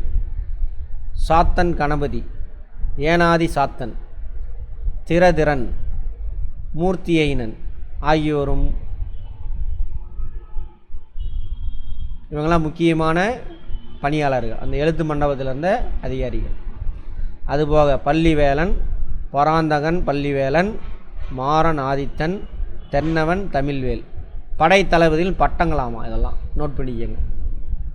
வேலன் வேலன் வருதா, மாறன் ஆதித்தன், இதெல்லாம் தமிழ்வேல், எல்லாம் வேலு கொண்டு தான் படை தளபதி இருப்பான், அப்படி ஞாபகம் வச்சுக்கோங்க. நிர்வாக பிரிவு பிரிக்கிறது. நாடு அங்கே பார்த்தோம்ல, நாடு மண்டலம், அப்புறம் மண்டலத்துக்கு கீழே என்ன பார்த்தோம்? நாடில் பேரரசு, மண்டலம், அப்புறம் நாடு, கூற்றம், அப்புறம் ஊர். அது மாதிரி இங்கே எப்படி பிரிச்சிருக்கான்னு பாருங்கள். இங்கேயும் மண்டலம், பல மண்டலங்களாக. மண்டலங்களை வளநாடு அப்படின்னு அழைச்சிருக்காங்க மண்டலங்கள். அதே கதை தான், அங்கே மண்டலம்னு சொன்னால் இங்கே வளநாடுன்னு சொல்கிறான். அப்புறம் அதை பிரிக்கிறாங்க, அதுக்கு பேர் என்னது? நாடு. நாடு கூற்றங்கள் அதே கதை தான், அங்கே உள்ளது மாதிரி தான், பேர் மட்டும்தான் மாறு. நாடுகளை நிர்வகித்த நாட்டார். நாடுகளும் கூற்றங்களும் மங்கலம், நகரம், ஊர், குடி இதெல்லாம் இருக்குது. நாட்டிலையும் கூற்றங்கள் என்ன இருந்திருக்கு? மங்கலம். அந்த சதுர்வேதி மங்கலம் பார்த்தோம்ல, நகரம் இருந்திருக்கு. இதில் ஒரு கூற்றத்தில் ஊர் இருந்திருக்கும், குடி இருந்திருக்கும், இதெல்லாம் இருந்திருக்கு. பல வகைப்பட்ட சமூக குழுக்களை சேர்ந்த மக்கள் வசித்தனர் அந்தந்த ஏரியாவில். அதான் ஜாதி வந்துருச்சுல்ல. மங்கலம்னா அங்கே பிராமணன் மட்டும் இருப்பான், அந்த மாதிரி. நாட்டார்னா வணிகம் செய்கிறவன் மட்டும் இருப்பான் கிராமத்தில். அப்புறம் அவனுக்கு கீழே தொண்டு செய்கிறவன். இப்படி தான், இதே செட்டப் தான். அதுதான் உடஞ்சிக்கிட்டு வருது தமிழ்நாட்டில். வட இந்தியாவில் இன்னும் ஸ்ட்ராங்காகவே வச்சுருக்காங்க. ஏன்னா ஜாதி உடையில அங்கே கட்டமைப்பு. கிராம நிர்வாகம் கிபி 800 சேர்ந்த ஒரு கல்வெட்டு இருக்காமா. இது கிராம நிர்வாகம் சம்மந்தமானது. சோழர்கள் காலத்தினுடைய கிராம நிர்வாகம் சம்மந்தமான கல்வெட்டு எங்கே இருக்குது? உத்திரமேரு கல்வெட்டு. அதுவும் பிரம்மதேயம், அந்த நிலத்தில் நடக்கிற நிர்வாகம் மட்டும்தான். அது மாதிரி போட்டிங்களா? காடு அங்கே வச்சுருக்கு. அதே கதை தான். சோழர்களின் உள்ளாட்சித்துறை மாதிரி எங்கேயும் இருந்திருக்குன்றாங்க. சிவில், இராணுவம். இராணுவம்னா என்னது? நாட்டோட எல்லையை பாதுகாக்கிறது. சிவில்னா உள்நாட்டுக்குள்ளே உள்ள பிரச்சனையை தீர்க்கிறது. ரெண்டும் ஒரே அதிகாரிக்கிட்டே இருந்தது. இப்போ எப்படி இருக்குது? இராணுவம் யார் கண்ட்ரோலில் இருக்குது? ஒன்றிய அரசாங்கத்துக்கிட்ட, யூனியன் கவர்மெண்ட்டை. சிவில் யார்கிட்ட இருக்குது? ஸ்டேட் கவர்மெண்ட்டை. போலீஸ் ஸ்டேட் கவர்மெண்ட்டை. நீர்ப்பாசன வசதி அதே கதை தான். அவனை மாதிரி தான் இருந்திருக்கு. சிறப்பாக இருந்திருக்கும். ஏரி குளம்லாம் வெட்டி சிறப்பாக. வைகை, தாமிரபரணி ஆகிய ஆறுகள், இரு கரைகள் நீர்நிலைகளுக்கு நீர் கொண்டு செல்லும் கால்வாய், கேனால்ஸ். அந்த அதில் தண்ணி போகுது, தடுப்பணை கட்டி அங்கேருந்து பக்கத்தில் உள்ள ஏரி குளத்தெல்லாம் ரொப்புறானுங்க. ஏரி குளம்லாம் இன்னும் இருக்குது. அந்த பக்கம் போய் பாருங்கள், திருச்சி தாண்டி போய் பாருங்கள், ஏகப்பட்ட ஏரி குளம் இருக்கும். அதெல்லாம் பாண்டியனான வைகை, தாமிரபரணி. தென்தமிழின் சோழர்களைப் போலவே பாண்டியனும் புதிய நீர்ப்பாசன தொழில்நுட்பங்களை அறிமுகம் செய்தனர். உள்ளாட்சி அமைப்புகளாலும் அதிகாரிகள், உள்ளூர் தலைவர்களால் மேற்கொள்ளப்படும் நீர்ப்பாசன பணியெல்லாம் இருக்கு இல்லையா, உள்ளாட்சி அமைப்பு அவங்க பார்த்துக்கலாம். அதான் என்னது? ஏரி வாரி அந்த மாதிரி. பழுது நீக்கும் பணி இதெல்லாம், அந்த தூர் வாடுறது, தண்ணி திறந்து விடுவாங்க, மடைன்னு சொல்லுவாங்க. மடை அப்படின்னா அந்த ஏரியிலேருந்து தண்ணி திறந்து விட்ற அந்த இடம். சரியா? அதுவே பயங்கர சயின்ஸ்லாம் போட்டிருப்பாங்க, பார்ப்போம். உள்ளாட்சி அமைப்பு தான் பார்த்துக்கிச்சு. சில டைமில் வணிகர்கள் வெட்டி கொடுத்தாங்க. வணிகர் ஏன் வெட்டி கொடுக்கணும் ஏரி குளத்தெல்லாம்?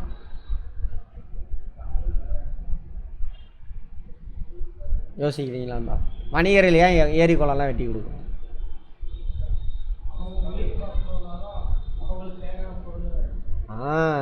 நீர்ப்பாசன வசதி இருந்தால் தான் விளைச்சல் நடக்கும். விளைச்சல் நடந்தால் சர்ப்ளஸ் கிடைக்கும், அந்த ஊர் மக்கள் தேவை போக. அதை தான் இவன் வாங்கிட்டு போய் விற்க முடியும். அதை விற்றா தான் அவனுக்கு லாபம் கிடைக்கும். சரியா? ப்ராக்டிக்கலாக யோசிங்க. எல்லாம் நம்மளை சுற்றியில் நடக்கிறதான் படிப்பு. புரிஞ்சுதா? மனப்பாடம் பண்ணுறதில்ல, சுற்றியில் நடந்த விஷயம், நடந்துக்கிட்டு இருக்கிற விஷயத்தை தெரிஞ்சுக்கிறோம். மதம் பாண்டியர்களை பற்றி பார்த்துக்கிட்டு இருக்கோம். அந்த வேத மதம் தான் உள்ளே வந்துருச்சு, அவ்வளோதான். வேள்விக்குடி செப்பேடு, பொறியியல் சான்றுகள், அஸ்வமேத யாகம்லாம் நடத்திட்டுருக்கானுங்க. சோழர்கள் நடத்தினாங்களா அஸ்வமேத யாகம்? இல்லை, பல்லவர்கள் நடத்தியிருப்பாங்க, சோழர்கள் நடத்தலை. இரண்ய கர்ப்பம், வாஜ்பேயி வேள்வி இதெல்லாம் நடத்தியிருக்காங்க. யார்? பாண்டியர்கள். சைவம் வைணவம் சமமாக கருதியிருக்காங்க. அதனால் மதுரை அந்த ஏரியாவில் பார்த்தீங்கன்னா ஸ்ரீவில்லிபுத்தூர்லாம் பெருமாள் கோயில், மதுரையை சுற்றிலாம் சிவன் அந்த சம்பந்தமான கோயில் இருக்கும் எல்லாம். சோழர்களும் பல்லவர்களும் என்ன இதுக்கு சைவத்துக்கு முக்கியத்துவம் கொடுத்துருப்பாங்க. இதெல்லாம் கம்பேர் பண்ணி வச்சுன்னா மிஸ் ஆகாது.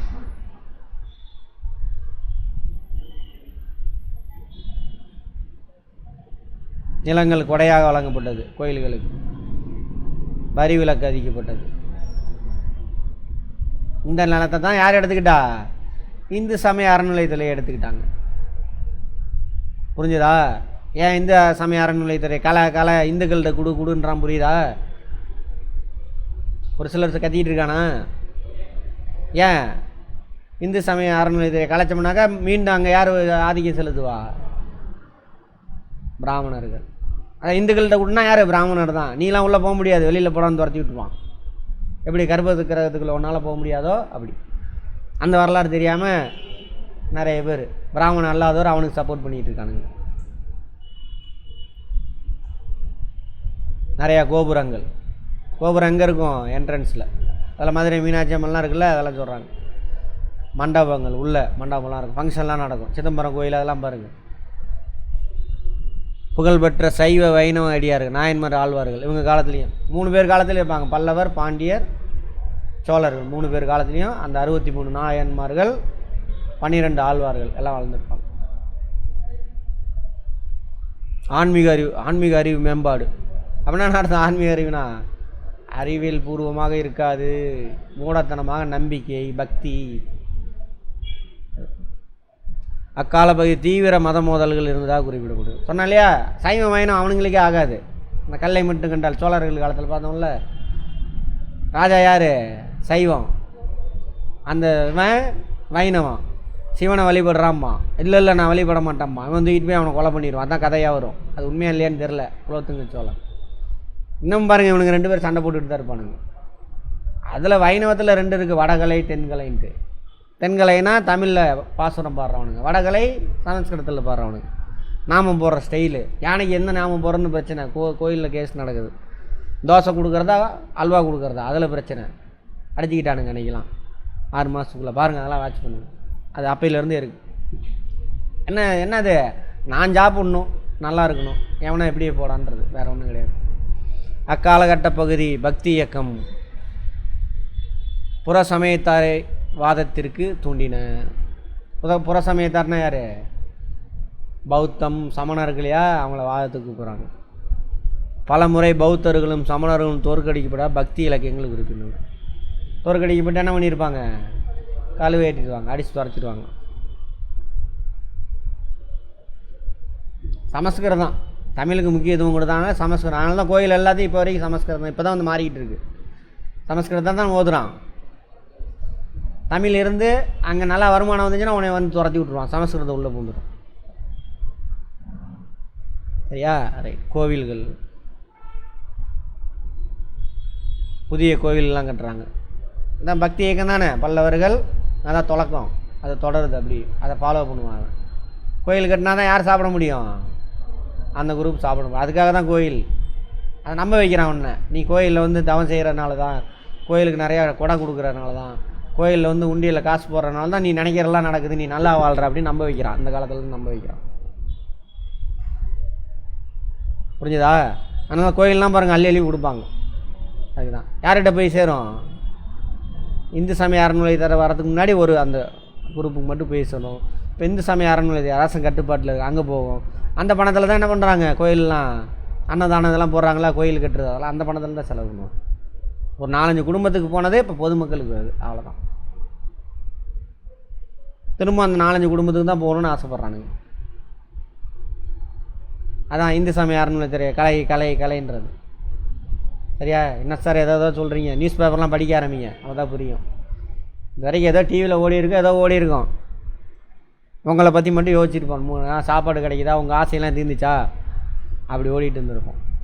இனிமேல் அந்த நியூஸ் என்ன நடக்குது, உங்களை சுற்றியில் நடக்குதுன்னு பாருங்கள். நம்ம இப்படி வாழ்கிறதுக்கு என்ன காரணம், இதெல்லாம் இந்த வரலாறு தான். அடுத்தது நிர்மாணிக்கவில்லை.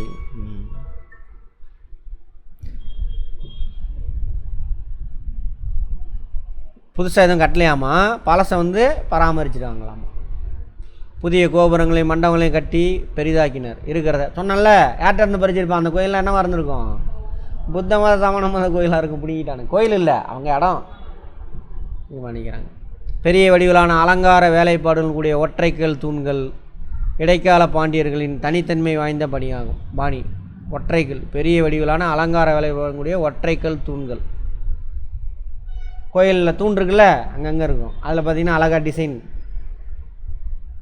விலங்குகள், சிங்கம், புலி இருக்காது, அந்த வராக வித்தியாசமான ஒரு உருவங்கள்லாம் பறிச்சிருப்பாங்க. அதெல்லாம் அவங்களோட நோட் பண்ணிக்கங்க. சிவன், விஷ்ணு, கொற்றவை, அம்மன், கணேசர், சுப்பிரமணியர் ஆகிய தெய்வங்கள் சிற்பங்கள் அந்த கோயிலெலாம் இருந்திருக்கு பாண்டியர்கள் காலத்தில். மதுரை மீனாட்சி கோயிலுக்கு பாண்டியர் பேராதரவு நல்கினர். புதிய கோபுரங்களையும் மண்டபங்களையும் கட்டி கோவிலை தொடர்ந்து விசாலப்படுத்தினர். பாருங்கள், கோயில் போனீங்கன்னு வச்சுக்கோங்க, நம்ம சவுத்துலலாம் நிறையா கோபுரம் இருக்கும். உயரமாக உள்ளதெல்லாம் கோபுரம் என்ட்ரன்ஸில் இருக்கும். விமானங்கள்லாம் சின்ன சின்னதாக இருக்கும், நடுவில் இருக்கும். மதுரை மீனாட்சி அம்மன் கோயில் போய் பாருங்கள், ஏகப்பட்ட 4 கோபுரம் இருக்கும். எந்த கோபுரத்து வழியாக உள்ளே புந்து எந்த பக்கம் வந்தீங்கன்னே தெரியாது. உள்ளே போனீங்கன்னா நிறையா விமானம் இருக்கும். அங்கங்கே ஒரு சாமி. ஃபஸ்ட்டு ஒரே மூலவர்னு சொல்லுவாங்க, அதான் மெயின் சாமி. அந்த மெயின் சாமியை பார்க்குறதுக்குள்ள நிறையா சுற்றி இருக்கும். மெயின் சாமியை ஒரு ராஜா கட்டியிருப்பான், அவர் இறந்து போயிருப்பார். அப்புறம் அவன் பையன் வந்திருப்பான். அங்கே பாருங்கள், மெயின் சாமி ராஜா எவ்வளோ சூப்பராக கட்டு, நீங்கள் இன்னொன்று கட்டுங்கம்மா. ஏன்னா அவனுக்கு இன்னொரு குடும்பம் பிறந்திருக்கும். அவன் பையன் போகணும்ல அங்கே. அவனை உங்கள் அப்பா கட்டினாருப்பா, நீ கட்டுப்பா, நீ இன்னும் பயங்கரமாக உலகத்தையே பிடிச்சிடுவேன், பயங்கர செல்வ செழிப்போட வாழ்வ அப்படின்னு ஒரு கதையை வருவான். உடனே அவன் கட்டுவான். அடுத்த ராஜா வருவான், அவன்கிட்ட சொல்லுவான். அல்லது அந்த ராஜா பரம்பரைலாம் முடிஞ்சிடும், இன்னொரு பரம்பரை வரும் அவனாவது பின்னாடி. விஜயநகர பேரரசு பாண்டியர்கள் கட்டுப்பாட்டில். தமிழகம் ஃபுல்லாக விஜயநகர பேரரசு இருக்குது. விஜயநகர பேரரசுலேருந்து பிரிஞ்சதான் நாயக்கர்கள். அவன்கிட்ட சொல்லுவான், அந்த ராஜா கிட்ட. அவன் ஒரு கோயிலை கட்டியிருப்பான். இப்படி ஒரு கோயிலோட வளாகத்துக்குள்ள நிறையா கோயில் இருக்குன்னு வச்சுக்கோங்க. ஒரே ஆள் கட்டியிருக்க மாட்டான், ஒரே பரம்பரையை சேர்ந்தவனு கட்டியிருக்க மாட்டான்.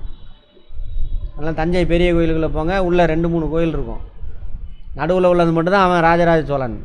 ரைட் சைடு மராத்தியரை கட்டியிருப்பான், லெஃப்ட் சைடு ஒரு சின்ன கோயில் இருக்கும். அது இவங்க விஜயநகர பேரரசு அல்லது இவன் நாயக்கர்கள் கட்டியிருப்பாங்க.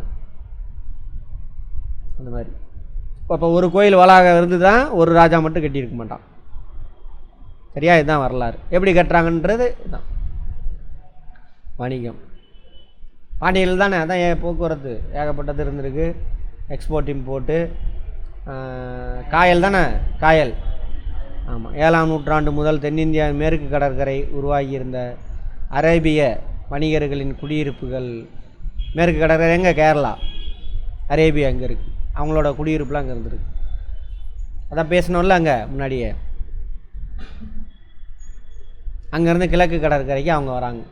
கிழக்கு கடற்கரை இருந்த அரசுகள் அயல்நாட்டு வணிகர்கள் பொறுத்த மட்டில் மிக தாராளமான அறிவுபூர்வமான கொள்கையை பின்பற்றின. தாராளமாக வெளிநாட்டுக்காரன் வரான், நமக்கு நல்லது, வராது என் நாட்டுக்குள்ளே அப்படின்னு என்னால் சுருக்கலை. அவனை வரவிடு, இங்கே தங்க வை, நம்ம பொருளை ஏற்றுமதி பண்ணி நம்ம மக்களுக்கு வருவாய் பெருகும். வருவாய் பெருச்சுன்னா வெளிநாட்டு பொருளை வாங்கியுமே பயன்படுத்துவான். அந்த மாதிரி கொள்கையை பின்பற்றுறாங்க. பட்டய சட்டங்கள் வணிகர்களுக்கு பல துறைமுக வரிகளிலிருந்தும், பட்டய சட்டம்னா அரசாங்கம் அந்த இது இருக்கு இல்லையா, அந்த எழுதி கொடுப்பாங்க, நீ இதெல்லாம் வரி கட்டாத, இல்லை கம்மியாக கட்டு அப்படின்னு சொல்கிறது. அதேமாரி காயல் துறைமுகத்தில் மாலிக் உல் இஸ்லாம் ஜமாலுதீன் எனும் அரேபிய வணிகர் வணிக நிறுவனம் செயல்படும். அவரோட வணிக நிறுவனம் இங்கே இருக்குது, ட்ரேடு சென்டர். அப்போவே 1000 வருஷத்துக்கு முன்னாடியே இருந்தது. யார்? அரேபியர். அப்போயே இஸ்லாமை தான் அங்கே தோன்றிடுச்சு. அதான் மாலிகுல் இஸ்லாம் ஜமாலுதீனா அவரது கேட்பாங்க ஃபேக்ட். காயல் யாரோட கட்டுப்பாடு? பாண்டியர்கள். அதெல்லாம் பாண்டிய அரசர்களுக்கு குதிரைகள் எளிதாக கிடைக்கிறதுக்கு இவங்க அரேபியா, பாரசீகம், அரேபியா, இங்கே தான் குதிரை அங்கேருந்து கிடைக்கும். 13-14ஆம் நூற்றாண்டுகளில் இரண்டாம் பாண்டிய பேரரசு, அதாவது இடைக்கால இந்தியா தான் பாண்டிய பேரரசும்பாங்க. முதல்னாக்கா அந்த 10ஆம் நூற்றாண்டு வரைக்கும், 920 வரைக்கும் முதலாம் பாண்டிய பேரரசு. இரண்டாம் பாண்டிய பேரரசுனா 13-14 சோழர்கள் வீழ்ச்சி அடைஞ்ச உடனே குதிரை வாணியை மேலும் அதிகரிச்சிருக்கு. சம்பிரதாய விழாக்களுக்கும் போர் புரிவதற்கு குதிரைகள் தேவைப்பட்டதால் அரசர்கள் குதிரைக்காக முதலீடு செய்தனர் என்று மார்க்கோ போலவும் சொல்லியிருக்கார். குதிரை ஏகப்பட்டது வந்து இறங்குச்சின்னு பார்த்தோமா மார்க்கோ போல. சம்பிரதாயம் எதுக்கு? அவன் தான் யாகெல்லாம் நடத்தினானுங்களே, அஸ்வமேத யாகெல்லாம் நடத்தினால வெட்டி போடணும். அதுக்கு அவர் ராஜா அதில் உட்கார வச்சு கூட்டிகிட்டு போகிறது. அதுக்கெல்லாம் வாசப்பும் குறிப்பிட்டோம். வாசப்பு அதேமாரி இன்னொரு அந்த அரேபியாவிலேருந்து வந்தவர். மார்க்கோ போல எங்கே? வெனிஸு, அங்கேருந்து வந்தவர். வாசப்பு அரேபியாவிலேருந்து வந்தவர். குதிரை வணிகத்தில் ஈடுபட்டவர்கள் குதிரை செட்டிகள். செட்டியார்னு சொல்கிறாங்களே இப்போ கூட, வாணிகம் செய்கிறவன் தான் செட்டியார் அப்படின்னு சொல்லுவாங்க. குதிரை செட்டி, குதிரை வாணிகத்தில் ஈடுபட்டவங்க. கடல்சார் வாணிகத்தில் தீவிரமாக, ஏன்னா குதிரை எங்கேருந்து வரணும்? வெளிநாட்டில் இருந்தால் வரணும். அப்படி வந்து அதுக்கப்புறம் இங்கேயே என்னாச்சு, வளர்க்க ஆரம்பிச்சிட்டோம். இங்கேயே குட்டி போடுற குதிரை இங்கேயே பயன்படுத்திக்கிறோம். இன்னமும் அரேபிய குதிரையெல்லாம் வந்துட்டு பயங்கர ஃபேமஸ், பயங்கர ஹைட் வெயிட்டாக இருக்கும். அப்புறம் அங்கேருந்து கொண்டு வந்த குதிரையும் இங்கே உள்ள கதலையும் மிக்ஸ் பண்ணி உருவாக்கினது தான் அந்த கோவேரி கழுதையெல்லாம். பயாலஜியில் படிச்சிருப்போம். குட்டியாக இருக்கும், மீடியமான ஹைட் இருக்கும், ஹைட்டாக இருக்காது. குதிரைனா பயங்கர ஹைட்டாக இருக்கணும், நம்ம ஹைட் இருக்கணும், 6 அடி இருக்கணும் அதோட முதுகு. பாண்டியர்களின் துறைமுகங்கள் மிகவும் விறுவிறுப்பாக வணிகம் நடைபெற்றது. துறைமுகம் கிழக்கு கடற்கரை காயல் பண்ணி, அதான் காயல் பாண்டியர்கள் துறைமுகம் இன்றைய தூத்துக்குடி மாவட்டத்தில் உள்ளது. தூத்துக்குடி மாவட்டம், ஆனால் தூத்துக்குடி கிடையாது, தூத்துக்குடி கொர்க்கை, அதுலேருந்து தெற்கில் போகணும். தங்க நாணயம் மூலம் நடைபெற்றதால் அதிக அளவில் புழக்கத்தில் இருந்தன. காசு, களஞ்சு, பொன் என அழைக்கப்பட்டது.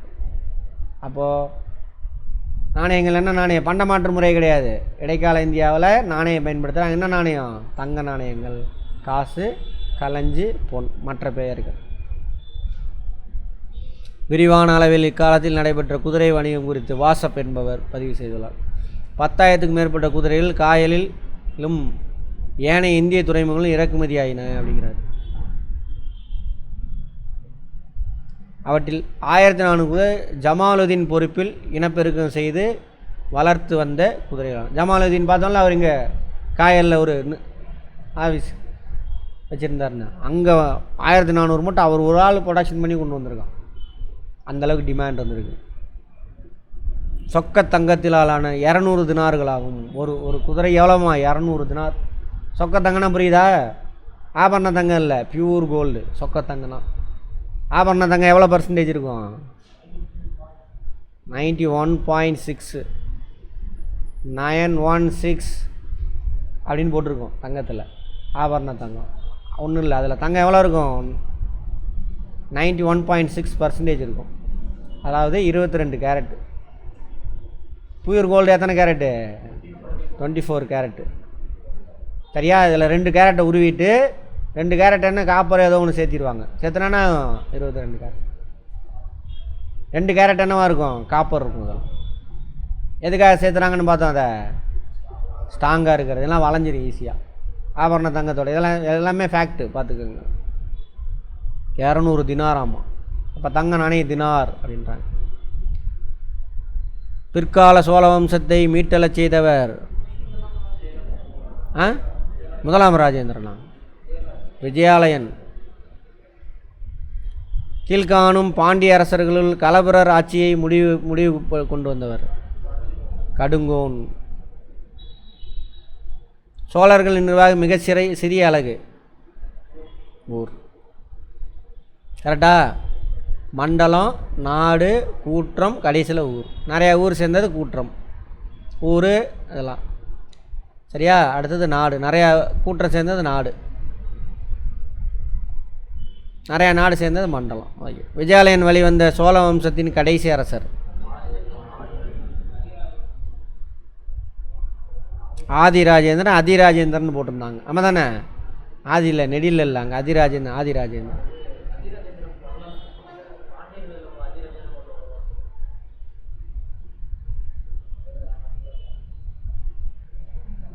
அடுத்தது சோழர்களின் கட்டடக்கலை எடுத்துக்காட்டு எங்கு காணலாம்? எங்கே? சோழர் கட்டிடக்கலை. சோழனுடைய தலைநகரம் அது இடைக்கால இந்தியாவில். எங்கே? தஞ்சை பெரிய கோயில் எங்கெங்கே இருக்குது? அதான் கேட்குறான். சொல்லுங்கள். சொல்ல மாட்டேங்கிறீங்களே, சத்தம் வரல எனக்கு. கீழ்கண்டவற்றில் எந்த உறையூர் என்னது? ஆமாம். காஞ்சிபுரம் யாரோட தலைநகரம்? பல்லவர்களது. உறையூர் யாரோடது? பண்டைய கால சோழர்களுடைய தலைநகரம். எந்த இதுக்கு வந்தார்? எந்த நாட்டோட துறைமுகத்துக்கு வந்தார்? மார்கோபோலோ. பாண்டிய நாடு. எந்த துறைமுகம்? காயல்பட்டினம். டேஸ் யார் தஞ்சை பெரிய கோயில் நிர்வாகினது? முதலாம் ராஜராஜ சோழன். டேஸ் வேத 8000 வேதக்கல்லூரி நிறுவனர் யார்? ராஜேந்திர சோழன். அவன் பையன். சரியா? ராஜேந்திர சோழன். அதுக்கப்புறம் தான் இன்னும் 2. அதுக்கப்புறம் அவனுடைய பையன் பேரன் அவனுங்க உருவாக்குவானுங்க. 2மே பசங்க தான், பேரன் இல்லை. டேஸ் வேள்விக்குடி செப்பேடுகள் கொடையாளி ஆவார். வேள்விக்குடி செப்பேடு.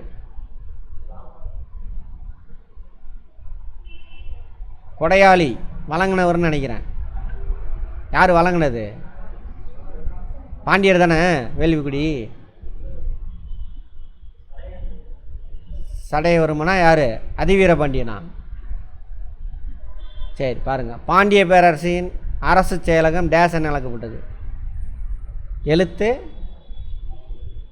எழுத்து ஏதோ ஒரு வார்த்தை வரும், அது பார்த்து எழுதிக்கங்க. சரியா? பார்த்துங்க. மதுரை.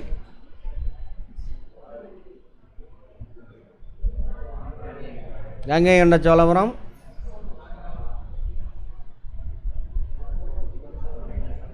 சோழர்களில் 2வது தலைநகரம். 5 வண்ணத்தார். கடல்சார் வணி. யாரோட காலம்? 5 வண்ணத்தார். சோழர்கள் காலம். மணி கிராமத்தார். டெல்லி சுல்தானுக்கு கட்டுப்பட்ட ஒரு முஸ்லீம் அரசு மதுரையில் உருவானது. கரெக்டா? முஸ்லீம் அரசுன்னு சொல்ல முடியாது, பாண்டிய அரசு. தப்பு. பாண்டிய அரசு தான் அவன் கட்டுப்பாட்டுக்கு பாண்டிய அரசு, அப்படி தான் சொல்லணும். தப்பு இது. கூடல் நகர் காவலன் என்பது பாண்டிய அரசின் பட்டமா? கரெக்டு தானே? ஆமாம், பட்டம்தான்.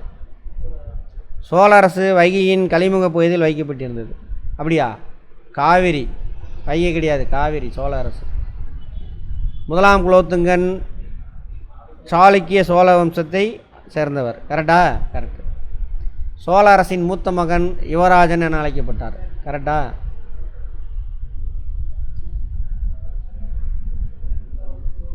பிற்கால சோழர்கள் பற்றிய கீழ்காணும் கூற்றுகள் எவை சரியானவை? அவர்கள் ஒரு உள்ளாட்சி துறை தன்னாட்சி அமைப்பை கொண்டிருந்தனர். சரி, உள்ளாட்சி துறை இருந்துச்சு. அவர்கள் வலுவான கடற்படை கொண்டு. ஆமாம், சரி. அவர்கள் பௌத்தத்தை பின்பற்றினார். அப்படியா? சைவம். அவர்கள் பெரிய கோயிலை கட்டினார். அப்போ 1 2 4 இருக்கா? ராஜேந்திர சோழனை பற்றிய கீழ்காணும் கூட்டு எவை சரியானவை? கங்கை கொண்ட சோழன் எனவும் அழைக்கப்பட்டான், கரெக்டு. தெற்கு சுமத்ராவை கைப்பற்றினார், கரெக்டு. சோழனுக்கு அதிகாரத்தில் நிலைநிறுத்தினார் என போற்றப்படுகிறார், அது இருக்கட்டும். அவர் ஸ்ரீ விஜயத்தை கைப்பற்ற அவருடைய கடற்படை உதவியது, எல்லாமே கரெக்டு தான்.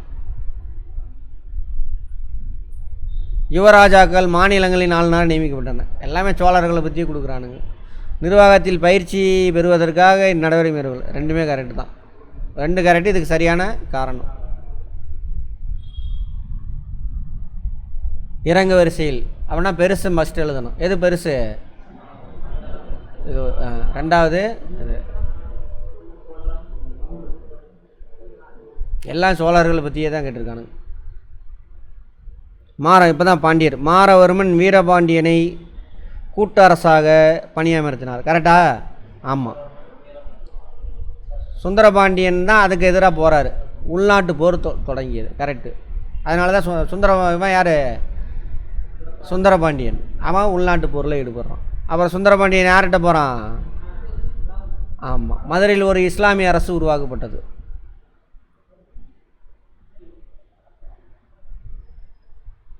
இது கரெக்டு. என்ன ஆக்சுவலாக சொல்கிறாங்க? கால வரிசைப்படி எழுதணுமா? சரி, அப்போது ரைட்டு, இது 1 ஓகே. உள்நாட்டு போர் தொடங்குதா? ஓகே.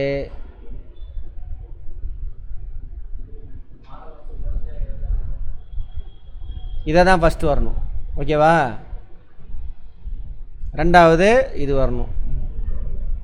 அது வந்தோடனே தான் 3வது உள்நாட்டு போர்.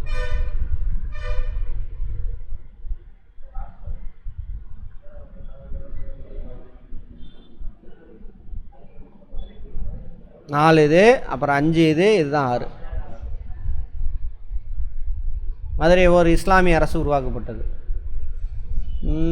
ஆனால் அது இஸ்லாமிய அரசுன்னு சொல்லக்கூடாது, இஸ்லாமியர் கட்டுப்பாட்டில் இருக்கக்கூடிய அரசு. சரி, பார்த்துக்கலாம். கண்டுபிடிக்கும். பிரம்மதேயம் யாருக்கு கொடுத்தாங்க? பிராமணர்கள் கொடுத்தது. லேண்டு. தேவதானம் கோயிலுக்கு லேண்டு கொடுக்குறது. மக்கள்கிட்ட உள்ள லேண்ட்லாம் பறித்து கொடுத்துருனா அங்கே ஆல்ரெடி அவன் லேண்டுக்கு சொந்தக்காரெலாம் என்ன ஆயிடுவான்? தொழிலாளியாக மாறிடுவான், லேண்டு இல்லாத விவசாயியாக மாறிடுவான். புரிஞ்சுதா? அடுத்தது பள்ளிச்சந்தம் சமணர்களுக்கு நடந்தது. வேளாண் வகை இதுதான் வந்துட்டு வேளாளர்களுக்கு கொடுத்தது. வெரி குட், அவ்வளோதாங்க. புரிஞ்சு படித்தா முடிஞ்சு போச்சு வேலை. சரியா? சரி.